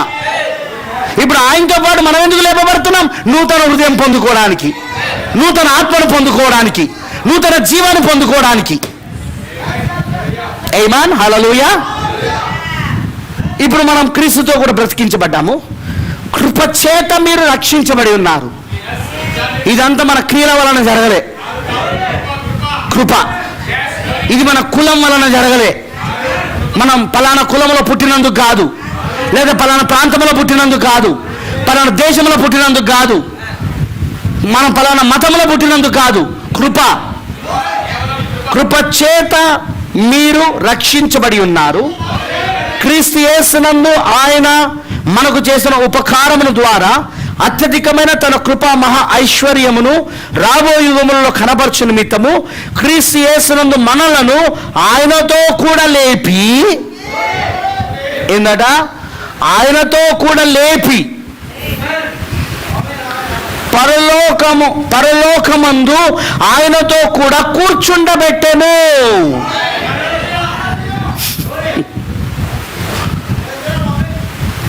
పరలోకమందు ఆయనతో పాటు కూడా కూర్చుండబెట్టెను. కూర్చుండబెడతాడు కాదు. మొదటి రాకడ సువార్త ఏంటిది? ఆల్రెడీ నువ్వు ఇప్పుడు పరలోకంలో కూర్చొని ఉన్నావు. నువ్వు నీ అపరాధములలో, నీ పాపములో చచ్చిపడి ఉన్నప్పుడు క్రీస్తు తను కరుణా సంపన్నుడై ఉండి, కృపలో ఐశ్వర్యంతుడై ఉండి ఆయన నిన్ను తనతో పాటు కూడా లేపాడు. మరణము నుండి నిన్ను లేపాడు. లేపేం చేశాడు? ఇప్పుడు ఆయన నిన్ను పరలోకపు స్థలములలో ఆయనతో పాటు కూర్చుండబెట్టాడు. అందుకే ఇక్కడ అంటాడు, మీరు విశ్వాసము ద్వారా, విశ్వాసం అంటే ప్రత్యక్షతనేనా? విశ్వాసం అంతా బయలుపాటేనా? విశ్వాసం అంటే బయలుపాటే కదా. అందరికీ విశ్వాసం ఉండదు కదా. ఆత్మ ఎవరికి బయలుపరిస్తే వాళ్ళకి విశ్వాసం ఉంటుంది. అందుకే అందరూ సువార్త వింటారు, కానీ అందరికీ నమ్మకం రాదు. వస్తుందా? సువార్త అందరు వింటున్నారు, ప్రపంచ దేశాలన్నీ కూడా, కానీ వాళ్ళందరూ నమ్ముతున్నారా? నమ్మట్లేదు. ఎందుకు? విశ్వాసం అనేది పరిశుద్ధాత్మ ఇయ్యాల్సిన బయలుపాటు. పరిశుద్ధాత్మ ఎవరికైతే బయలుపడిస్తాడో వాళ్ళకు విశ్వాసం వస్తుంది. మరి ఇక్కడ అంటున్నాడు, మీరు విశ్వాసము ద్వారా, అంటే ఆత్మ బయలుపాటు ద్వారా కృపచేతనే రక్షించబడి ఉన్నారు, కానీ ఇది నీ వలన కలిగినది కాదు, దేవుని వరమే. సో మొదటి రాకడ సువార్త ఏంటిదంటే, మనము మన అపరాధములో చచ్చిపడి ఉండగా, మన అతిక్రమములలో మన అపరాధములో చచ్చిపడి ఉండగా, మనము వాయుమండల సంబంధమైన అధిపతిని, అనగా అవిధేలైన వారిని ఇప్పుడు ప్రేరేపించే శక్తికి అధిపతిని అనుసరించి, అంటే వారిని అనుసరించి ఈ ప్రపంచ ధర్మము చొప్పున మనము నడుచుకుంటున్న సమయంలో, శరీరం యొక్కయు మనసు యొక్క కోరికలను నెరవేర్చుకుంటున్న సమయంలో, శరీరాంశాలను అనుసరించి ప్రవర్తిస్తూ మనము స్వభావ సిద్ధంగా దైవోగ్రతకు పాత్రులై ఉన్న సమయంలో, మన పాపములో అతిక్రమంలో చచ్చిపడిన మనల్ని క్రీస్తు తన కనికరము చేత, క్రీస్తు కృపలో ఐశ్వర్యవంతుడైన దేవుడు కాబట్టి, ఆయన కరుణా సంపన్నుడు కాబట్టి మనల్ని ఆయన లేపాడు. బాగా వినండి, వింటారా? క్రీస్తు లేచింది 2000 సంవత్సరాల క్రితం. నువ్వు అప్పుడు లేవుగా ఆయనతో పాటు లేచానని చెప్పడానికి. వింటున్నారా? క్రీస్తు లేచింది 1900 సంవత్సరాల క్రితం. నువ్వు అప్పుడు లేవు కదా ఆయనతో లేచానని చెప్పడానికి. సమాధిలో నుండి ఉన్నావు. ఎక్కడున్నావు? క్రీస్తులోనే ఉన్నావు. ఎక్కడున్నావు? క్రీస్తులోనే ఉన్నావు. క్రీస్తు లేస్తున్నప్పుడు నువ్వు కూడా లేస్తున్నావు. నీ అపరాధములో పాపములో చచ్చిపడిన నిన్ను ఆయన లేపుతా ఉన్నాడు. ఆయన ఇప్పుడు ఏం చేస్తున్నాడు? ఇప్పుడు ఆయన నిన్ను క్రీస్తు యేసుతో పాటు పరలోకపు స్థలంలో కూర్చునబెడుతున్నాడు ఆయన. ఇది నీ వలన జరిగింది కాదు, ఇది కృప వలన జరిగింది. ఇది విశ్వాసము ద్వారా కృపచేతనే రక్షించబడ్డాం మనం. విశ్వాసము ద్వారా. విశ్వాసం అంటే వాక్యము బయలుపరచబడడం. వాక్యం ఎవరికి బయలుపరచబడుతుంది? ఎవరైతే ఆయనలో ఉన్నారో, జగత్ పునాది వేయబడక మునిపే, లోక పునాదులు వేయబడక మునిపే ఎవరైతే ఆయనలో ఏర్పరచబడ్డారో వాళ్ళే క్రీస్తు యేసుతో పాటు లేచారు. కాబట్టి వాళ్ళకే ఆత్మ దాన్ని బయలుపరుస్తాడు. మరి ఆత్మ దాన్ని బయలుపరిచినప్పుడు ఏమొస్తుంది? విశ్వాసం వస్తుంది. విశ్వాసం ద్వారా ఏం జరుగుతుంది? కృపచేత నువ్వు రక్షించబడతావు. రక్షణ అంటే ఏంటిది? క్రీస్తు యేసుతో పాటు తిరిగి లేపబడడం. లేపబడి ఇప్పుడు పరలోకపు స్థలంలో కూర్చోవడం. ఇప్పుడు రైట్? అదేనా సువార్త? మొదటి రాకడ సువార్త అదేనా? అయ్యో, మొదటి రాకడ సువార్త అదేనా? మరి రెండో రాకడ సువార్త ఏంటిది? చూద్దాం. బాగా వినండి. సేమ్ అదే కార్యం. ఎలా అంటే, రెండో రాకడ ఏంటిదంటే, సంఘం ఏమైంది? ఈ పునాది పైన అపోస్తులు ప్రవక్తలు వేసిన పునాది మీద కట్టబడ్డది. ఆ బోధ పైన కట్టబడింది. అవునా? ఆ సువార్త పైన కట్టబడింది. మొదటి సంఘం, ఆది సంఘం, పెంతెకోస్తు రోజు ఏర్పరచబడిన సంఘం, పౌలు గారి సువార్త ప్రకారం, అపోస్తుల సువార్త ప్రకారం ఇప్పుడు మనం చదివినామే. కృపచేతన మీరు రక్షించబడ్డారు. క్రీస్తు యేసుతో పాటు ఇప్పుడు పరలోకపు స్థలంలో కూర్చొని ఉన్నారు. అపరాధములో పాపములో చచ్చిపడిన మిమ్మల్ని దేవుడు కరుణా సంపూర్ణ నుండి లేపాడు. ఆ సువార్త పైననే కట్టబడింది, ఆ పునాది పైననే. కానీ సంఘం ఏమైంది? క్రీస్తు శకం 320 సంవత్సరమున నైసా సభ దగ్గర అదిగో ఆ పునాది నుండి పడిపోయింది. కృప నుండి క్రియలకు మారిపోయింది. కృప ద్వారా రక్షించబడాలని చెప్పాల్సినది ఇప్పుడు క్రియల ద్వారా. వింటున్నారా నేను చెప్పింది? సంఘము ఆది అపోస్తులు వేసిన పునాది మీద నుండి తప్పిపోయింది. నైస్యా సభ దగ్గర సంఘము సంస్థగా మారింది. సంఘము సంఘ శాఖగా మారింది. ఒక సంస్థాగత సంఘముగా మారిపోయింది. పరిశుద్ధాత్మ చేత ఏలబడవలసిన సంఘము, క్రీస్తు యేసుతో పరలోకపు స్థలంలో కూర్చున్న సంఘము ఇప్పుడు మళ్ళీ మనుషుల చేత ఏలబడుతూ నికాలెత్తే ఆత్మ చేత, నికాలెత్తు బోధ చేత, నికాలెత్తు క్రియల చేత నింపబడిపోయింది. ఏదైతే దేవుడు నికాలెత్తును నేను ద్వేషిస్తున్నాను అన్నాడో ఆ ద్వేషము దేవుడు ద్వేషిస్తున్నది అదే ఇప్పుడు సంఘమును ఏలడం మొదలుపెట్టింది. మళ్ళీ సంఘం కృప నుండి ధర్మశాస్త్రానికి మారింది. క్రియలు, ధర్మశాస్త్రం అంతా క్రియలే కదా అండి. నువ్వు ఇట్లా చేయాలి, నువ్వు ఇట్లా చేయాలి, ఇట్లా చేయకూడదు, అట్లా చేయకూడదు. సబ్బాతు రోజున నువ్వు ఏ పని చేయకూడదు, సబ్బాతు రోజున నువ్వు పుల్లలు కూడా ఏరుకోకూడదు, సబ్బాతు రోజున నువ్వు ఒకవేళ నువ్వు ఏదైనా పని చేస్తే నేను రాళ్లతో కూడా చంపాలి. క్రియలేనా కాదా? అయ్యో వినబడతలేదు నాకు. ధర్మశాస్త్రం ఏంటండి? క్రియలు. క్రియల మూలంగా ఎవడు నీతిమంతుడు కాలేడనే కదా దేవుడు కృప ద్వారా రక్షించింది. 4000 సంవత్సరాలు, 4000 సంవత్సరాలు ధర్మశాస్త్రం ఇవ్వబడింది. కానీ ధర్మశాస్త్రం ద్వారా ఎవడు రక్షించబడలేదు. ధర్మశాస్త్రం ద్వారా ఇంకా పాపులయ్యారు వాళ్ళు, ఇంకా వాళ్ళు శిక్షకు అర్హులయ్యారు వాళ్ళు. అందుకే కృప వచ్చింది. కృపేవుడు ప్రభువు యేసుక్రీస్తు ఉన్నాడు. మోషే ద్వారా ధర్మశాస్త్రం వస్తే కృప సత్యము యేసుక్రీస్తు ద్వారా వచ్చింది. అందుకే కృప వచ్చింది. ఇప్పుడు కృప ద్వారా రక్షించబడిన సంఘం మళ్ళీ ఎక్కడికి వెళ్ళిపోయింది? మళ్ళీ ధర్మశాస్త్రానికి వెళ్ళిపోయింది. ధర్మశాస్త్రము నిలువుట అంగిలు, ఇక్కడ కూడా యాజకులు, పాస్టర్లు నిలువుట అంగిలు. ధర్మశాస్త్రంలో నడుముకు దట్టి కట్టుకునేవారా లేదా? ఇక్కడ కూడా వీళ్ళు నడుముకు దట్టి, నల్లటి దట్టి. ఓయ్ వింటున్నారా? ధర్మశాస్త్రము ఒక మనుషుని దగ్గరికి వెళ్ళి పాపాలు ఒప్పుకోవాలా, యాజకుని దగ్గరికి వెళ్ళి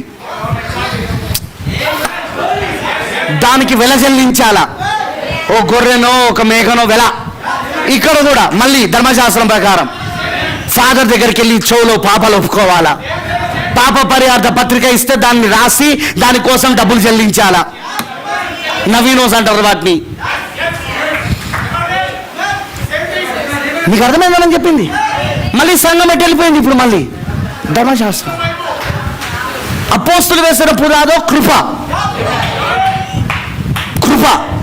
కృప పైన వాళ్ళు కట్టబడ్డారు. కృప ద్వారా వాళ్ళు రక్షించబడ్డారు. వింటున్నారా? విశ్వాసము ద్వారా కృప చేత రక్షించబడ్డారు వాళ్ళు. కానీ ఇప్పుడు సంఘం మళ్ళీ ఏమైంది? ఇప్పుడు క్రీస్తు శకం 320 సంవత్సరం నైస్య సభ దగ్గర మళ్ళీ ధర్మశాస్త్రం వైపు వెళ్ళిపోయింది. మళ్ళీ క్రియల వైపు వెళ్ళిపోయింది. కృప నుండి క్రియలకు వెళ్ళిపోయింది. కృప ద్వారా నీతిమంతులు కావాల్సింది ఇప్పుడు క్రియల ద్వారా నీతిమంతులు అవుతారని బోధించడం మొదలుపెట్టింది. ఆమేన్, హల్లెలూయా. ఇప్పుడు సంఘం మళ్ళీ ఏమైంది? మళ్ళీ చచ్చిపోయింది. మళ్ళీ చచ్చిపోయి ఏం జరగడం మొదలుపెట్టింది? ప్రపంచం యొక్క క్రమంలో నడవడం మొదలుపెట్టింది. హల్లెలూయా. ఇప్పుడు ప్రపంచం యొక్క క్రమములో శరీర ఆశలతో, మనసుకు కోరికలతో నడుస్తున్న సంఘాన్ని రక్షించడానికే మొదటి రాకలో యేసుక్రీస్తు వచ్చాడు.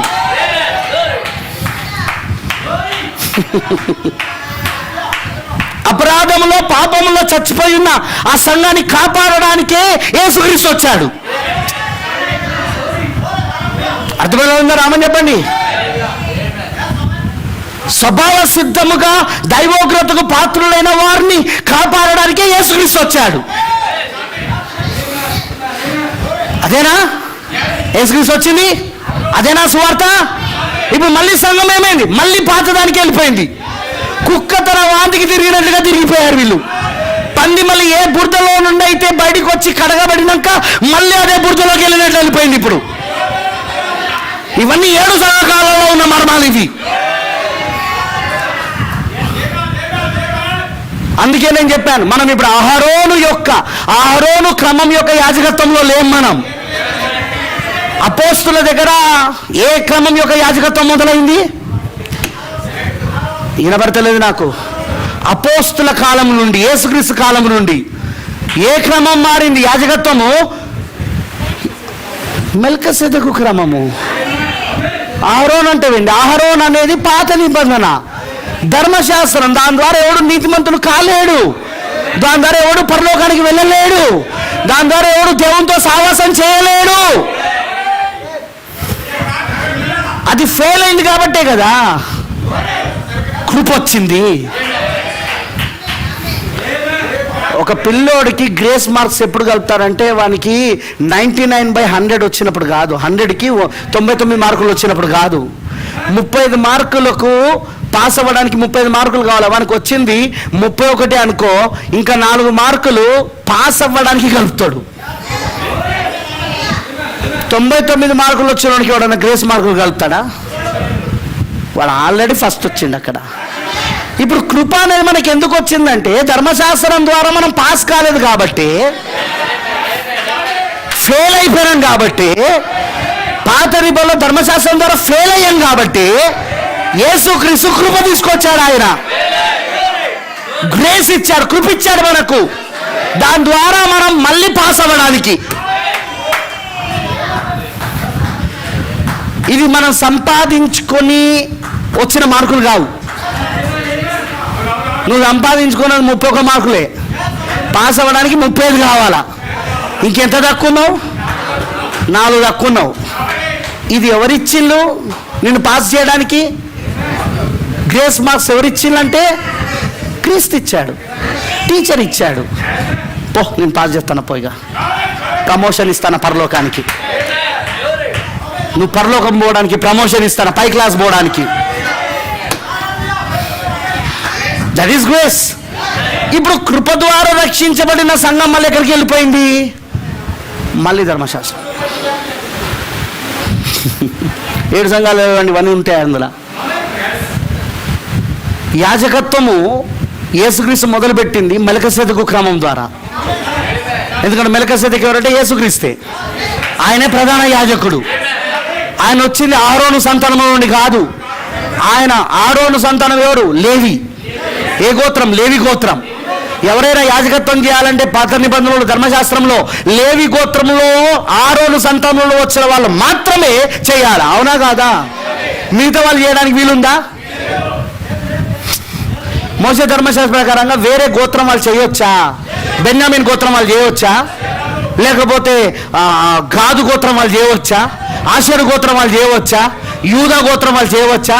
లేదు, చేయడానికి వీల్లేదు. లేవి గోత్రం వాళ్ళే చేయాల. అందులో అహరోను సంతానం వారే. అందుకే అక్కడ మొత్తం అహరోను సంతానంలో నుండే యాజకులు తయారయ్యారు. వేరే వాళ్ళు ఎవరు యాజకత్వం చేయడానికి వీల్లేదు. ప్రధాన యాజకులు అహరోను సంతానంలో నుండే రావాలి. కానీ యేసుక్రీస్తు యూదా గోత్రంలో నుండి వచ్చినవాడు, ఆయన లేవి గోత్రం నుండి కాదు. మరి ఆయన ఎట్లా ప్రధాన యాజకుడు అయ్యాడు? ఎందుకంటే ఆయనే గొర్రెపిల్ల, ఆయనే యాజకుడు. లోక పాపాలను మోసుకపోయిన గొర్రెపిల్ల ఆయననే. అలా ఉండే మధ్యవర్తిగా ఉండి యాజకత్వం చేసేది కూడా ఆయననే. మరి ఆయన ఎలా అయ్యాడు? ఆయన యాజకుడు మెల్కీసెదెకు క్రమం చొప్పున అయ్యాడు. ఈ మెల్కీసెదెకు ఎవరు? హల్లెలూయా! తండ్రి ఏరును తల్లి ఏరును లేనివాడు, జీవమునకు ఆది ఏరును అంతమును లేనివాడు. ఆమేన్, హల్లెలూయా! No birthday, no death day. పుట్టినరోజు లేదు, నా చావు దినం లేదు. ఆయన జీవమునకు ఆది లేదు, అంతము లేదు. వంశావళి లేనివాడు ఆయన, నిరంతర యాజకుడు ఆయన.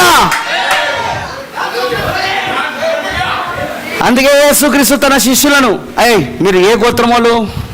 లేవి గోత్రం వల్ల, అట్లయితేనే మీరు నా శిష్యులుగా ఉండాలా అని అనలేదు ఆయన. పౌలు బెన్యామీన్ గోత్రంలో వచ్చాడు, కానీ ఆయన ఒక యాజకుడు అయి ఉన్నాడు, ఆయన ఒక పాస్టర్ అయి ఉన్నాడు. ఆయన ఎట్లయ్యాడు పాస్టర్? బెన్యామీన్ గోత్రం నుండి వచ్చిన వాడు. యాజకుడు ఎట్లయ్యాడు? మెల్కీసెదెకు క్రమం చొప్పున. పేతురు, యోహాను వీళ్ళందరూ యాజకులు అయి ఉన్నారు. వీళ్ళంతా వీళ్ళంతా అపోస్తులై ఉన్నారు. ఎలా అయ్యారు వీళ్ళు? మెల్కీసెదెకు యాజక క్రమము. ఆమేన్, హల్లెలూయా. కానీ తర్వాత ఏమైంది? క్రీస్తు శకం 320 సంవత్సరం నైసా సభ దగ్గర ఏం జరిగింది? సంఘం కృప నుండి ధర్మశాస్త్రానికి పడిపోయింది. కుక్క తన వాంతికి తిరిగినట్లుగా తిరిగింది మళ్ళీ. రైట్? కుక్క తన వాంతికి ఎలా తిరిగిందో అలా తిరిగింది. పంది ఎలాగైతే బురదలో బయటకు వచ్చి కడగబడిందో మళ్ళీ బురదలోకి వెళ్ళిపోయిందో అలా వెళ్ళిపోయింది సంఘం. మళ్ళీ ధర్మశాస్త్రం వైపు వెళ్ళిపోయింది. అందుకే మళ్ళీ బైబిల్ కాలేజీలు, అందుకే మళ్ళీ ట్రైనింగ్ సర్టిఫికేట్లు, అందుకే మళ్ళీ సహవాసపు కార్డులు. ఏ ట్రైనింగ్ చేసావు నువ్వు? ఏ బైబిల్ కాలేజీ నీది ట్రైనింగ్? పేతురు ఏ బైబిల్ కాలేజీలో చేశాడు? యోహాను ఏ బైబిల్ కాలేజీలో చేశాడు? ఫిలిప్ ఏ బైబిల్ కాలేజీలో చేశాడు? వాళ్ళందరూ చేపలు పెట్టేటోళ్ళు, వాళ్ళు జాలరులు వాళ్ళు. కానీ వాళ్ళను మనుషులను బట్టి జాలరుగా చేస్తాను పిలిచాడా లేదా ఆయన? ఎందుకు? క్రమం మారింది. ధర్మశాస్త్ర ప్రకారంగా కాదు ఇప్పుడు వాళ్ళు యాజకులు అయ్యేది. మెల్కీసెదెకు క్రమం చొప్పున అవుతున్నారు ఇప్పుడు వాళ్ళు. కానీ ఇప్పుడు మళ్ళీ ఏమైంది? సంఘం క్రీస్తు శకం 320 సంవత్సరమున 3వ సంకాలం దగ్గర వింటున్నారా? పెరగమ సంఘకాలం 3వ సంకాలం దగ్గర ఏం జరిగింది? మళ్ళీ సంఘం ధర్మశాస్త్రం పైన మళ్ళీ బేసరికి ఏమైంది? మళ్ళీ మనము సంఘ శాఖలో, సంస్థలో అపరాధముల చేత, పాపముల చేత చచ్చిపడి ఉన్నాము. సేమ్ అపరాధముల చేత, పాపముల చేత మనం చచ్చిపడి ఉన్నాం. మనం మనుషులు కల్పించిన బోధల చేత, వింటున్నారా? ఆచారాల చేత, సాంప్రదాయాల చేత చచ్చిపడి ఉన్నాం మనం. క్రియల ద్వారా నీతిమంతులు అవుతారనే దాంట్లో చచ్చిపడి ఉన్నాం మనం. సేమ్ మొదటి రాకలో యేసు ప్రభు వచ్చినప్పుడు అదే పరిస్థితి సంఘాంది. అక్కడ ఇజ్రాయెల్ సంఘాంది. ఇప్పుడు ఇక్కడ అన్యజనుల సంఘం అదే పరిస్థితి. మళ్ళీ అపరాధములో చచ్చిపడిపోయింది, మళ్ళీ అతిక్రమంలో చచ్చిపడిపోయింది. శరీర కోరికలను తీర్చుకుంటూ, మనసు యొక్క కోరికలను తీర్చుకుంటూ, వింటున్నారా? మనిషి యొక్క కోరికలను తీర్చుకుంటూ మనము శరీరాశలను అనుసరించి ప్రవర్తిస్తూ ఇప్పుడు స్వభావ సిద్ధంగా దైవోగ్రతకు పాత్రులుగా ఉన్నాము. హల్లెలూయా. దేవుడికి మహిమ కలుగును గాక. అర్థమైన రామని చెప్పండి. ప్రపంచ ధర్మము చొప్పున నడుచుకోవడం మొదలుపెట్టినాం. ప్రపంచ ధర్మం చొప్పున, ప్రపంచ క్రమము చొప్పున, వాక్య క్రమం కాదు, ప్రపంచ క్రమం. అందుకే క్రిస్మస్లు బైబిల్లో లేదు, కోతకాల పండుగలు బైబిల్లో లేవు, సమాధుల పండుగలు బైబిల్లో లేవు. Do you understand? మీకు అర్థమవుతుందని చెప్పింది. అవన్నీ ఆచరించడం మొదలుపెట్టినాం. శరీర కోరికలు, మనసు యొక్క కోరికలు తెచ్చుకోవడం మొదలుపెట్టాం. దైవోగ్రతకు పాత్రులమై ఉన్నాం. హల్లెలూయా. ఇప్పుడు ఏం జరగాలి? ఇప్పుడు సంఘం ఇప్పుడు చచ్చిపడి ఉన్నది. ఇప్పుడు సంఘం ఇప్పుడు అపరాధంలో, పాపంలో చచ్చిపడి ఉన్నది. అందుకే ప్రకటన 10లో దిగొస్తా ఉన్నాడు ఆయన ఇప్పుడు. ఎందుకు? చచ్చిపడి ఉన్న మనల్ని తిరిగి లేపడానికి. హల్లెలూయా. ప్రకటన 10లో చచ్చిపడి ఉన్న మనల్ని క్రీస్తుతో పాటు తిరిగి లేపడానికి.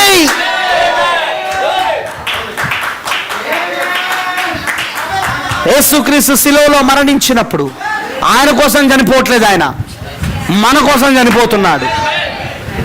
Is it right? మన పాపముల కోసం చనిపోతా ఉన్నాడు, మన అతిక్రమల కోసం చనిపోతా ఉన్నాడు, మన స్థానం తీసుకుంటూ చనిపోతున్నాడు. ఆయన ఆయన ఆయన అక్కడ సమాధి చేయబడతా ఉన్నాడు. ఆమేన్, హల్లెలూయా. రోము దానికి ముద్ర వేసి ఉన్నది. ఆయన సమాధి నుండి బయటికి రావడం రోమ్ ఆయన ముద్ర వేసి ఉన్నది. కానీ ఆయన ఏం చేశాడు? 3వ రోజున, హల్లెలూయా, 3వ రోజున ఏం చేశాడు? ఆయన దూతగా దిగి వచ్చాడు. ఆయన బలిష్ఠుడైన దూతగా ఆ చచ్చిపడిన శరీరం తిరిగి లేపాడు. ఆయన చల్లబడిపోయి, బిగుసుకపోయి, మొత్తము చచ్చిపోయిన ఆ శరీరాన్ని తిరిగి లేపాడు ఆయన బలిష్ఠుడైన దూతగా దిగొచ్చి. సేమ్ ఇప్పుడు 2000 సంవత్సరాల తర్వాత మళ్ళీ ఈ శరీరం క్రీస్తు శరీరం, ఇది కూడా సంఘము క్రీస్తు శరీరం అయి ఉన్నది. ఏమైంది? ఇప్పుడు మత శాఖలలో చనిపోయింది. ఇప్పుడు ఇది సంస్థలలో చనిపోయింది ఇప్పుడు ఇది. హల్లెలూయా. మానవ ఆచారాల్లో సాంప్రదాయాల్లో చనిపోయింది ఇది ఇప్పుడు. హల్లెలూయా. మరియు మెథడిస్ట్ అనే, బాప్టిస్ట్ అనే, పెంతెకోస్తు అనే, హెబ్రోన్ అనే ఇలా నానా రకాల సంస్థలు ఈ శరీరాన్ని సమాధి చేసి పెట్టి పోప్ రోము యొక్క ముద్ర చేత ముద్రించి పెట్టారు. కానీ ప్రకటన 10లో ఏం జరుగుతా ఉన్నది? గ్లోరీ హల్లెలూయా. యేసుక్రీస్తు బలిష్ఠుని దూత దిగొస్తా ఉన్నాడు. ఆయన ఎందుకు? అది సూర్యోదయాన్ని తీసుకురావడానికి. ఈసారి అది సూర్యోదయం ఎవరు జరుగుతా ఉన్నది? ఆ శరీరానికి చల్లబడిపోయి, హల్లెలూయా, చల్లబడిపోయి బిగిసుకుపోయిన ఆ శరీరాన్ని తిరిగి లేపుతా ఉన్నాడు ఇప్పుడు ఆయన.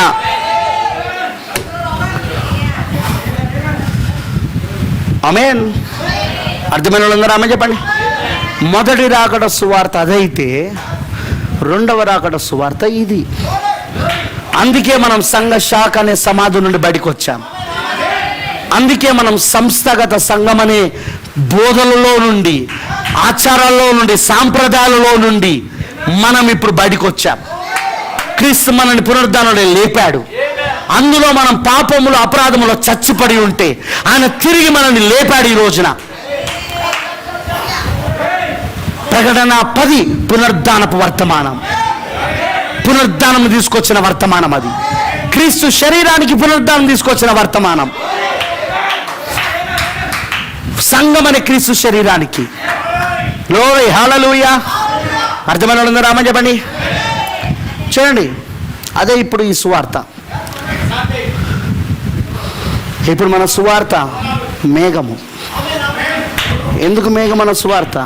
ఇప్పుడు మేఘమే మన సిలువ. మేఘం ఎందుకు వచ్చింది?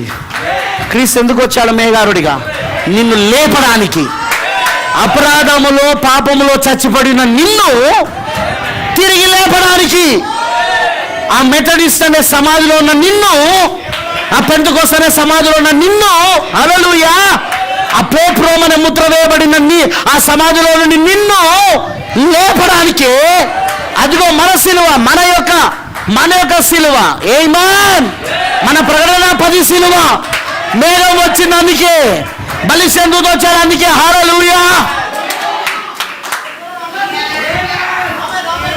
వచ్చి ఏం చేశాడు బ్రదర్? మళ్ళీ మెల్కీసెదెకు క్రమం యొక్క యాజకత్వం మొదలైంది ఇప్పుడు. అందుకే ప్రవక్త అన్నాడు, ఈ మెల్కీసెదెకు ఎవరు? Who is this Melchizedek? మొదటి రాకలో మెల్కీసెదెకు, రెండవ రాకలో మెల్కీసెదెకు. మొదటి రాకల్లో పునరుద్ధానము, మెల్కీసెదెకు క్రమం యొక్క యాజకత్వము. ఇప్పుడు రెండవ రాకల్లో కూడా పునరుద్ధానము, మెల్కీసెదెకు యొక్క యాజకత్వం ఇప్పుడు. అందుకే ఇప్పుడు ఈ మెసేజ్లో ఎవరికి ట్రైనింగ్ లేవు. బైబిల్ కాలేజ్ యొక్క సర్టిఫికేట్ లేవు. అక్కడ ఎలాగైతే ఆ మెల్కీసెదెకు క్రమం యొక్క యాజకత్వంలో పిలువబడిన వారు ఎలాగైతే పిలుపు ఏర్పాటు ద్వారా పిలువబడ్డారో, ఇప్పుడు కూడా పిలుపు ఏర్పాటు ద్వారానే పిలువబడతా ఉన్నారు. మిస్టర్ మార్క్ బ్రదర్, నువ్వు ఏ సంస్థలో బైబిల్ ట్రైనింగ్ చేశావు? దాంట్లో నుండి నేను పునరుద్ధానుడై లేచిన, ధర్మశాస్త్రము నుండి నేను బయటకు వచ్చిన నేను. అందుకే ఆ పొడగాటి వస్త్రాలు వేసుకొని నడుముకు దట్టి కట్టుకొని తిరుగుతలేను నేను. అందుకే నా చెవులో ఎవడు పాపాలు ఒప్పుకోవాల్సిన అవసరం లేదు.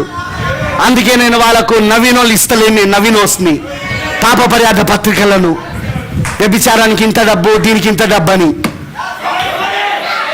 అందుకే నేను ఆ పండుగలను ఆచరిస్తలేను నేను. క్రిస్మస్ అందుకే చేసుకోవడం ఎందుకు? వాటి అన్నిట్లలో మనం పునరుద్ధానమై లేచాం. మనం ప్రపంచం యొక్క క్రమంలో మనం బయటకు వచ్చేస్తున్నాం ఈ రోజున. మనం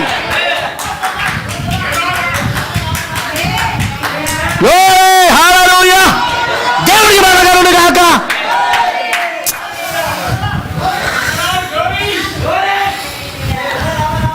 ఫ్రెండ్స్, స్నేహితులారు, అర్థమవుతుందని నేను చెప్పింది. ఈరోజు మన సిలువ సువార్త ఇదే. ఈరోజు మన రెండవ రాకడ సువార్త ఇదే. ప్రకటన 10 నన్ను పునరుద్ధానుడే లేపింది. నేను ఇప్పుడు క్రీస్తు యేసుతో పాటు పరలోక స్థలంలో కూర్చొని ఉన్నాను. ఇప్పుడు మొదటి రాకడ సువార్త క్రీస్తు యేసుతో పాటు మనం పరలోక స్థలంలో కూర్చోబెట్టింది. ఇప్పుడు రెండవ రాకడ సువార్త క్రీస్తు యేసుతో పాటు మనల్ని మరలా పరలోక స్థలంలో కూర్చోబెట్టింది. ఇప్పుడు మనం క్రీస్తు యేసుతో పాటు ఉన్నాం. మనం ఇప్పుడు ఆమేన్ హల్లెలూయా. ఇప్పుడు మన పౌరస్థితి పరలోకమందు ఉన్నది. ఆమేన్ హల్లెలూయా. ఇప్పుడు మన పౌరస్థితి పరలోకమందు ఉన్నది. మనం ఇక్కడ యాత్రికులము, ప్రయాణికులమై ఉన్నాము. మనం ఇక్కడ పరదేశులమై ఉన్నాము. ఓ మనం ఇక్కడ ఏలియన్స్ అయి ఉన్నాం. మనం గ్రహాంతరవాసులం. అసలు ఈ గ్రహానికి సంబంధించిన వాళ్ళం కాదు. మన నాగరికత వేరే గ్రహానికి సంబంధించింది. మన సంస్కృతి వేరే గ్రహానికి సంబంధించింది. మనం జీవిస్తున్నది రొట్టె వలన కాదు, దేవుని నోటి నుండి వచ్చే ప్రతి మాట ద్వారా. మనది విశ్వాసపు నాగరికత, మనది విశ్వాసపు సంస్కృతి, మనదే వాక్యం పర విశ్వాసం మనదే. ఇదంతా ఎలా చేసింది? ఇది రెండవ రాకడ, ప్రకటన 10 ఆయన మేఘారుడిగా వచ్చిన ద్వారా ఇదంతా జరిగింది.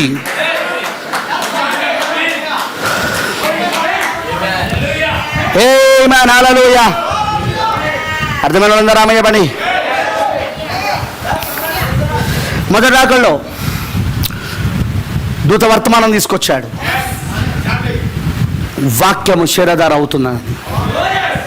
మరి అనే సంఘం దగ్గరికి, మరి అనే కన్యక దగ్గరికి, ఏర్పరచబడిన ఆ స్త్రీ దగ్గరికి. ఆమె ఏర్పరచబడిందేనా?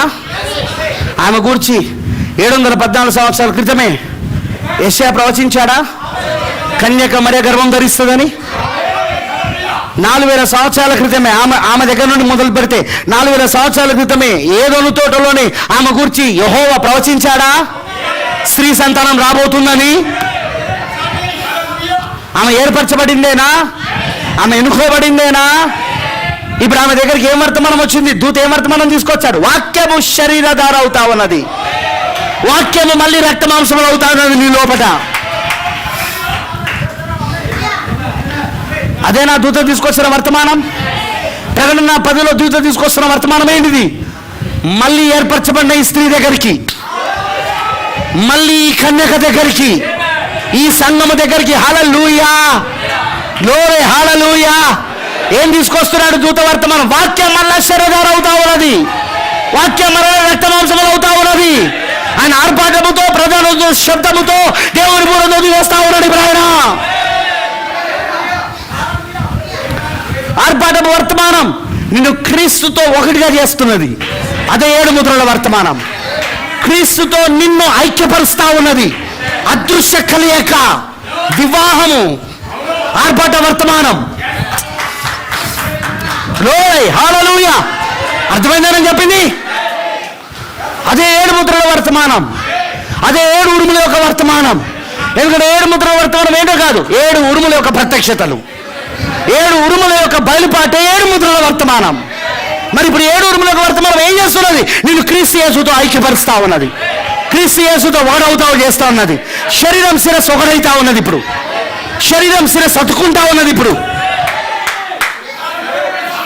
భార్య భర్తలు ఇప్పుడు ఇద్దరుగా ఉన్న వాళ్ళు ఇప్పుడు ఒకరవుతా ఉన్నారు. They are coming into oneness. వాళ్ళు ఏకత్వంలోనికి వస్తా ఉన్నారు. ఇప్పుడు వాళ్ళు ఇప్పుడు ఏకత్వంలోనికి వస్తా ఉన్నారు. తండ్రి యేసుక్రీస్తు కుమారుడు ఎలా ఏకత్వంలోకి వచ్చారో ఇప్పుడు అలాగునే ఇప్పుడు ఏకత్వంగా వస్తా ఉన్నారు. యోహాను సువార్త 17వ అధ్యాయంలో యేసు ప్రార్థించాడు. ఏమని ప్రార్థించాడంటే, తండ్రి నీవును నేనును ఎలా ఏకమై ఉన్నామో అలానే వీరును నేనును ఏకమున్నట్లు చేయము. ఆయన ప్రార్థనకు జవాబే ఈ గడియ వర్తమానం. యోహాను సువార్త 17వ అధ్యాయంలో ఆయన చేసిన ప్రార్థనకు జవాబే ఈ గడియ వర్తమానం. ఆమేన్ హల్లెలూయా. ఏంటిది? ఇది 7 ముద్రల వర్తమానం. ఇదేంటిది? నిన్ను క్రీస్తును ఒకటిగా చేస్తా ఉన్నది. తండ్రి కుమారుడు ఒకడే ఉన్నారు. ఇప్పుడు క్రీస్తు వధువు ఒకడై ఉన్నారు వీళ్ళు ఇప్పుడు. హల్లెలూయా. అర్థమైన వాళ్ళందరూ ఆమె చెప్పండి. ఆయన ఆమెగా మారాడు, ఆమె ఆయనగా మారింది. He became she, she became he. అది నేనలే, ప్రవక్తనే అన్నాడు. ప్రవక్త చెప్పిన మాట ఇది. ఇది ఎక్కడ జరుగుతుంది? ఆర్భాట వర్తమానం. 7 ముద్రల యొక్క వర్తమానం, 7 ఉరుముల యొక్క వర్తమానం, 7 ఉరుముల యొక్క బయలుపాటు. అది నిన్నేం చేస్తా ఉన్నది? క్రీస్తుతో ఒకటవ చేస్తున్నది. 2000 సంవత్సరాల క్రితం ఆయన చేస్తున్న ప్రార్థనకు జవాబు ఇది.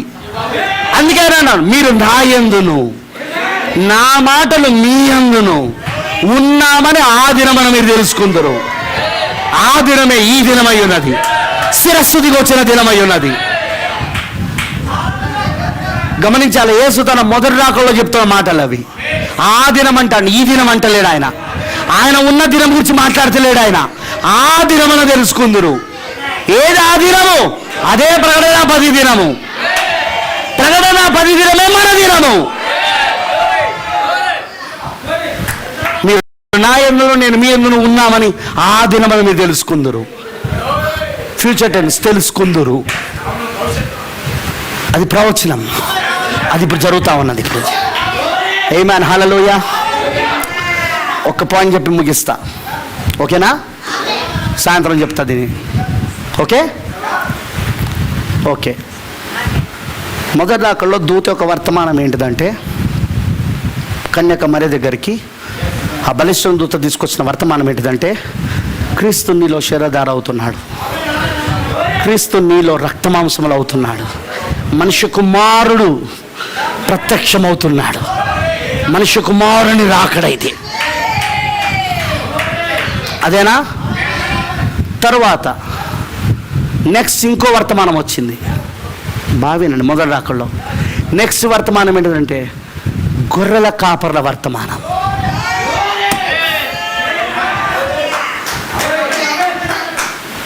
వింటున్నారా? ఇప్పుడు గొర్రెల కాపర్ల వర్తమానం.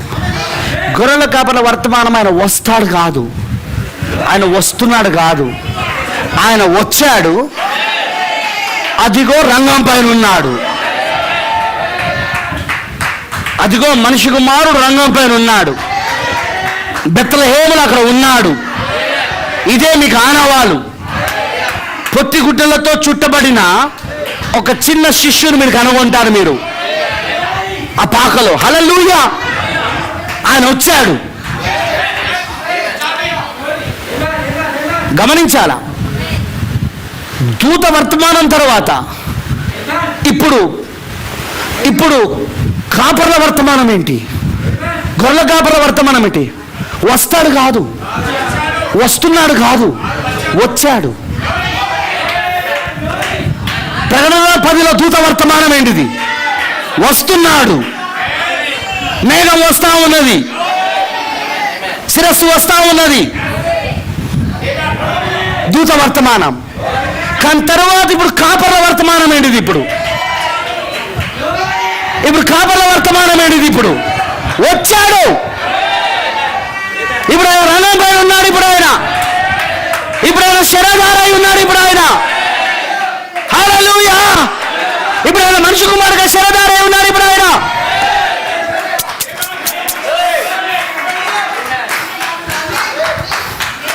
మొదటి రాకడ అర్థం కాకుండా రెండవ రాకడ అర్థం కాదు. ఓకే, జాగ్రత్త వినండి. ఇప్పుడు ఇది నేను చెప్పలే, ప్రవక్త చెప్పాడు. సాయంత్రం నేను కొటేషన్స్ చదివిస్తాను. మీరేం పుస్తకం దగ్గర పెట్టుకోండి అంటే, గొర్రెల కాపర్లకు ఎందుకు కనబడవలను అనే మెసేజ్ని జాగ్రత్తగా మీ దగ్గర పెట్టుకోండి. ఒకవేళ మీకు పుస్తకం లేకపోతే మన దగ్గర మన యాప్లో ఉన్నది. అది నేను చదివించే రిఫరెన్స్, ప్రవక్త చెప్పిన కొటేషన్ ఏదైతే ఉందో ఆ పారాగ్రాఫ్స్ చదివిస్తాను, వినండి. బ్రతుబాయనం చెప్పాడు ఇది. కాపర్ల వర్తమానం ఏంటిది? ఇప్పుడు 5 రకాల పరీక్షల వారి యొక్క వర్తమానం ఏంటిది? ఇప్పుడు ఆయన ఇప్పుడు రంగం పైన ఉన్నాడు. ఆయన ఇప్పుడు మెస్సయ్య రంగం పైన ఉన్నాడు. మనిషి కుమారుడు ఇప్పుడు రంగం పైన ఉన్నాడు. కానీ ప్రకటన 10లో వస్తున్నాడు. పాయింట్ అర్థమైందా? కానీ గొర్రెల కాపర్ల వర్తమానం వచ్చాడు, రంగం పైన ఉన్నాడు. అందుకే యేసేమన్నాడు, లోకము నన్ను చూడదు కానీ మీరు నన్ను చూతురు. ప్రైజ్ ది లార్డ్, హల్లెలూయా. లోకము నన్ను చూడదు కానీ మీరు మాత్రం నన్ను చూతురు. అంతవరకు నేను మీతో ఉంటా. నేను బాబా ఇప్పుడు ఆ గొర్రెల కాపరి యొక్క వర్తమానం ఏంటి? ఆయన వచ్చాడు. ఆయన ఇప్పుడు రంగం పైన ఉన్నాడు. ఆయన ఇప్పుడు మెస్సయ్య ఇప్పుడు రంగం పైన ఉన్నాడు. మనిషి కుమారుడు ఇప్పుడు రంగం పైన ఉన్నాడు. ఆమేన్, హల్లెలూయా. అయితే అందరు చూడలేరు దాన్ని. ఇప్పుడు కూడా అందరు చూడలేరు దాన్ని. అందరు దాన్ని చూడలేరు. హల్లెలూయా. ఆ వర్తమానం చెప్తే శాస్త్రులు పరిసర సధికలు ఒప్పుకోలేదు, నమ్మలేదు, అంగీకరించలేదు. గొర్రెల కాపరి చెప్పిన వర్తమానాన్ని నమ్మారా? నమ్మలేదు. 2 సంవత్సరాలకు ఇంకోళ్ళు వస్తున్నారు. వాళ్ళే తూర్పు దిక్కున మేము ఆయన నక్షత్రము చూచి ఆయన ఆరాధించడానికి వచ్చింది మేము, మెస్సయ్యగా పుట్టినవాడు ఎక్కడున్నాడు అనుకుంటూ రాత్రి వేళ యెరూషలేము వీధిలో గందరగోళం చేస్తా ఉన్నారు. ఆయన పుట్టి ఇప్పుడు 2 సంవత్సరాలు అవుతుంది. ఎక్కడున్నాడు ఆయన? చూపించాడు మాకు అంటున్నారు. గొర్రెల కాపరి వర్తమానం వాళ్ళు నమ్మలేదు. ఇప్పుడు 2 సంవత్సరాల తర్వాత మళ్ళీ వచ్చుతోడే బైబిల్ అంటాంది యెరూషలేములో ఉన్న వాళ్ళందరూ కలవరపడ్డారట. ఏందా ఆయన వచ్చి 2 సంవత్సరాలు అయిందా? అవునరా, అప్పుడు గొర్రెల కాపరి కూడా చెప్పారా ఆయన వచ్చాడని చెప్పి. ఉరికారా, ఆయన వస్తే మన ప్రధాన యాజకుడు తెలుస్తుంది. ఆయన వస్తే మన కయప్ప ప్రధాన యాజకుడు ఉన్నాడు కదా, ఆయనకు తెలుస్తుంది. ముందు ఆయనకు తెలిసినాకనే అందరూ తెలుస్తుంది. మన హెడ్ క్వార్టర్స్ రోమ్ ఉంది కదా, అప్పుడు యెరూషలేం అన్నమాట. రోమ్ వింటున్నారా? ఇప్పుడు రోము, అప్పుడు యెరూషలేం. మన హెడ్ క్వార్టర్స్, మన తల్లి సంఘం, దానికి తెలుస్తుంది ముందు. వాళ్ళకే తెలియలేదు.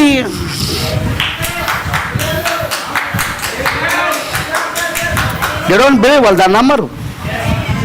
ఈరోజు ప్రకటన 10 నమ్మరు.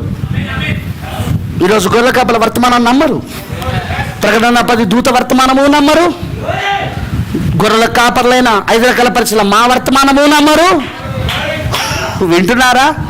ప్రపంచం నమ్మరు. ఎందుకంటే యేసు చెప్పాడు ఆల్రెడీ, లోకము నన్ను చూడదు కానీ మీరు మాత్రం నన్ను చూస్తారు. మనం ఇప్పుడు చూడగలుగుతా ఉన్నాము. ఇప్పుడు ఆయన తన వధువులో శరదారోడ చూడగలుగుతా ఉన్నాం. మనిషి కుమారుడు ఇప్పుడు శరీరంలో, వధువు అనే శరీరంలో శరదారోడ చూడగలుగుతా ఉన్నాం మనం.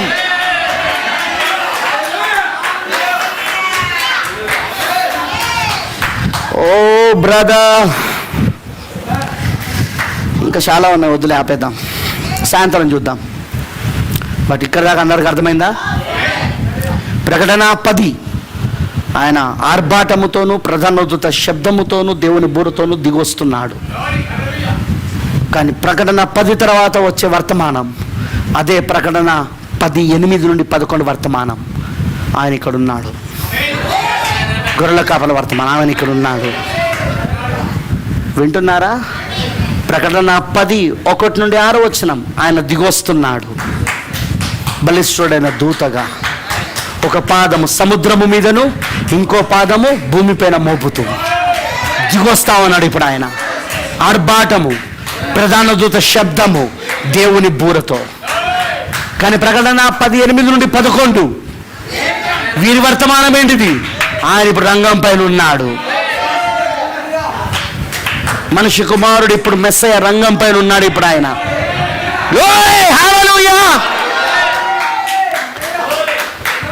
1966 నుండి ఏంటిది 2020 వరకు వర్తమానం. ఆయన ఇప్పుడు రంగం పైన ఉన్నాడు. గొర్రెల కాపరి వర్తమానం ఏంటిది? ఇప్పుడు ఆయన ఇప్పుడు రంగం పైన ఉన్నాడు. 5 రకాల పరిచయ వరకు వర్తమానం ఏంటి? ఆయన ఇప్పుడు రంగం పైన ఉన్నాడు.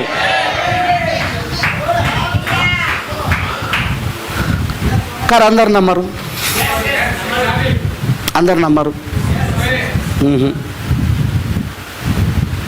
కేవలం ఏర్పరచబడిన వాళ్ళు, ఎన్నుకోబడిన వాళ్ళు మాత్రమే నమ్ముతారు.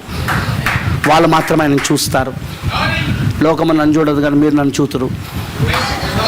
లోకము నన్ను గుర్తుపట్టదు కానీ మీరు నన్ను గుర్తుపడతారు.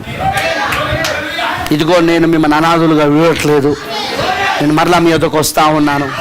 సదాకాలం మీతో ఉంటాను. నేను అంతవరకు మీతో ఉంటాను. లోకం నన్ను చూడదు కానీ మీరు చూస్తారు నన్ను. ఫ్రెండ్స్, మీరు నా యందును నేను మీ యందును ఉన్నామని ఆ దినమున తెలుసుకుందరు. ఆ దినమే ఈ దినము. అందుకే ఇప్పుడు ఒక గొర్రెల కాపరిగా నా వర్తమానం ఏంటో తెలుసా? ఆయన ఇక్కడ ఉన్నాడు.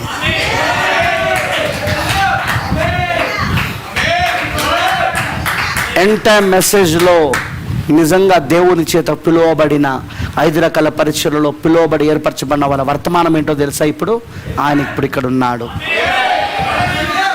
ఆయన ఇప్పుడు రంగం పైన ఉన్నాడు. ఆయన ఇప్పుడు శిరస్సుగా ఉన్నాడు. ఇప్పుడు ఆయన ఈ శరీరాన్ని అత్తుకొని నడిపిస్తూ ఉన్నాడు. ఆయన ఇప్పుడు మనిషి కుమారుడుగా ఉన్నాడు. ఆయన ఆమె ఒకటే నడిపించబడుతున్నారు. ఆయన ఇప్పుడు ఆమె నడిపిస్తూ ఉన్నాడు. ఓ బ్రదర్, హల్లెలూయా. సాయంత్రం ఇంకో కొన్ని చూద్దామా? ఇంకో కొన్ని చూద్దాం. కానీ మర్చిపోకండి, ఇంటికి వెళ్ళాక ప్రసంగి గ్రంథం చదవండి. ప్రసంగి గ్రంథంలో మాటికి ఏం చెప్తాడో తెలుసా? సూర్యుని కింద క్రొత్తది ఏమీ జరగడం లేదు, జరిగినదే మరలా జరుగుతున్నది. వర్షాకాలం పోయింది, మళ్ళీ వర్షాకాలం వస్తుంది. చలికాలం పోయింది, మళ్ళీ చలికాలం వస్తుంది. జరిగినవే జరుగుతున్నది. అదే సొలొమోను అన్నిటినీ పరీక్షించి చెప్పిన వాస్తవం, జ్ఞానం. ఇప్పుడు కూడా అన్నిటినీ పరీక్షించి చెప్పే జ్ఞానం ఏంటిదంటే, చరిత్రలో జరిగిందే మళ్ళీ ఇప్పుడు జరుగుతున్నది. మొదటి రాకల్లో జరిగిందే ఇప్పుడు రెండో రాకల్లో జరుగుతుంది. మొదటి రాకల్లో దూతున్నాడు, వర్తమానం ఉంది, వాక్యం శరీరధారైంది, ఎన్నుకోబడిన సంఘం ఉంది. ఉన్నారా? అలానే గొర్రెల కాపరులు ఉన్నారు. ఆయనను పరిచయం చేయడానికి ఏలియా ఉన్నాడు. రైట్? ఆ తర్వాత ఆయన వ్యక్తిగతంగా ఒక్కొక్కరి దగ్గరికి వెళ్ళి తాను మెస్సయాను బయలుపరచుకోవడం మొదలుపెట్టాడు.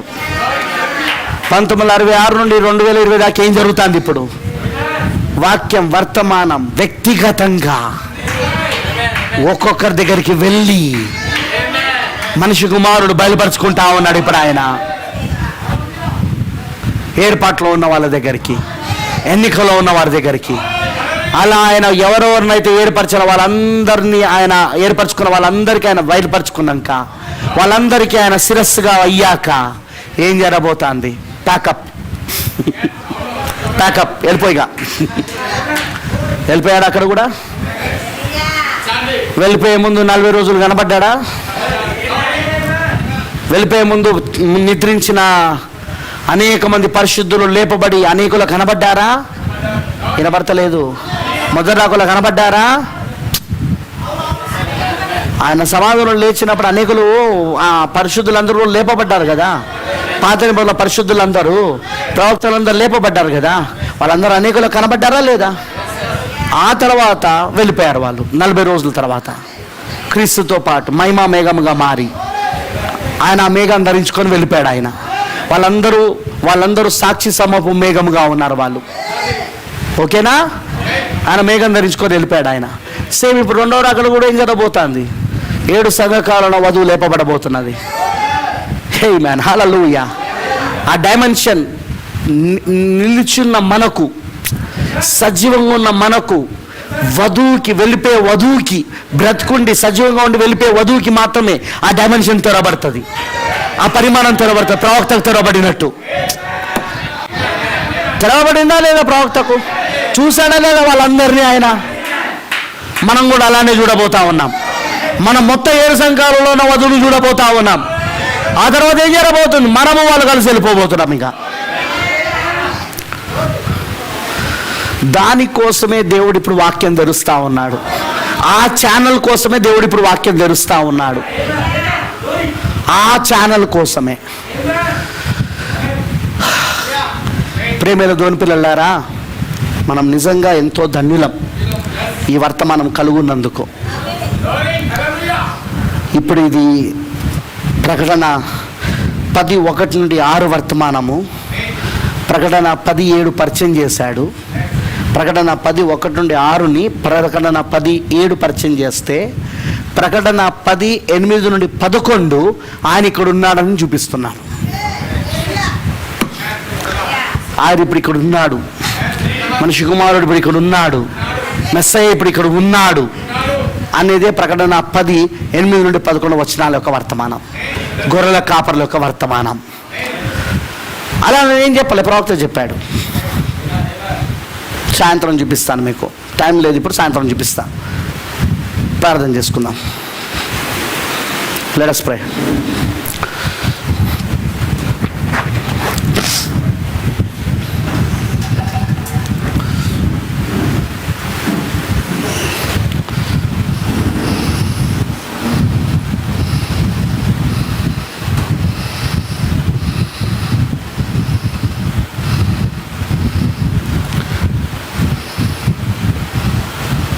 ప్రార్థన చేసుకుందాం.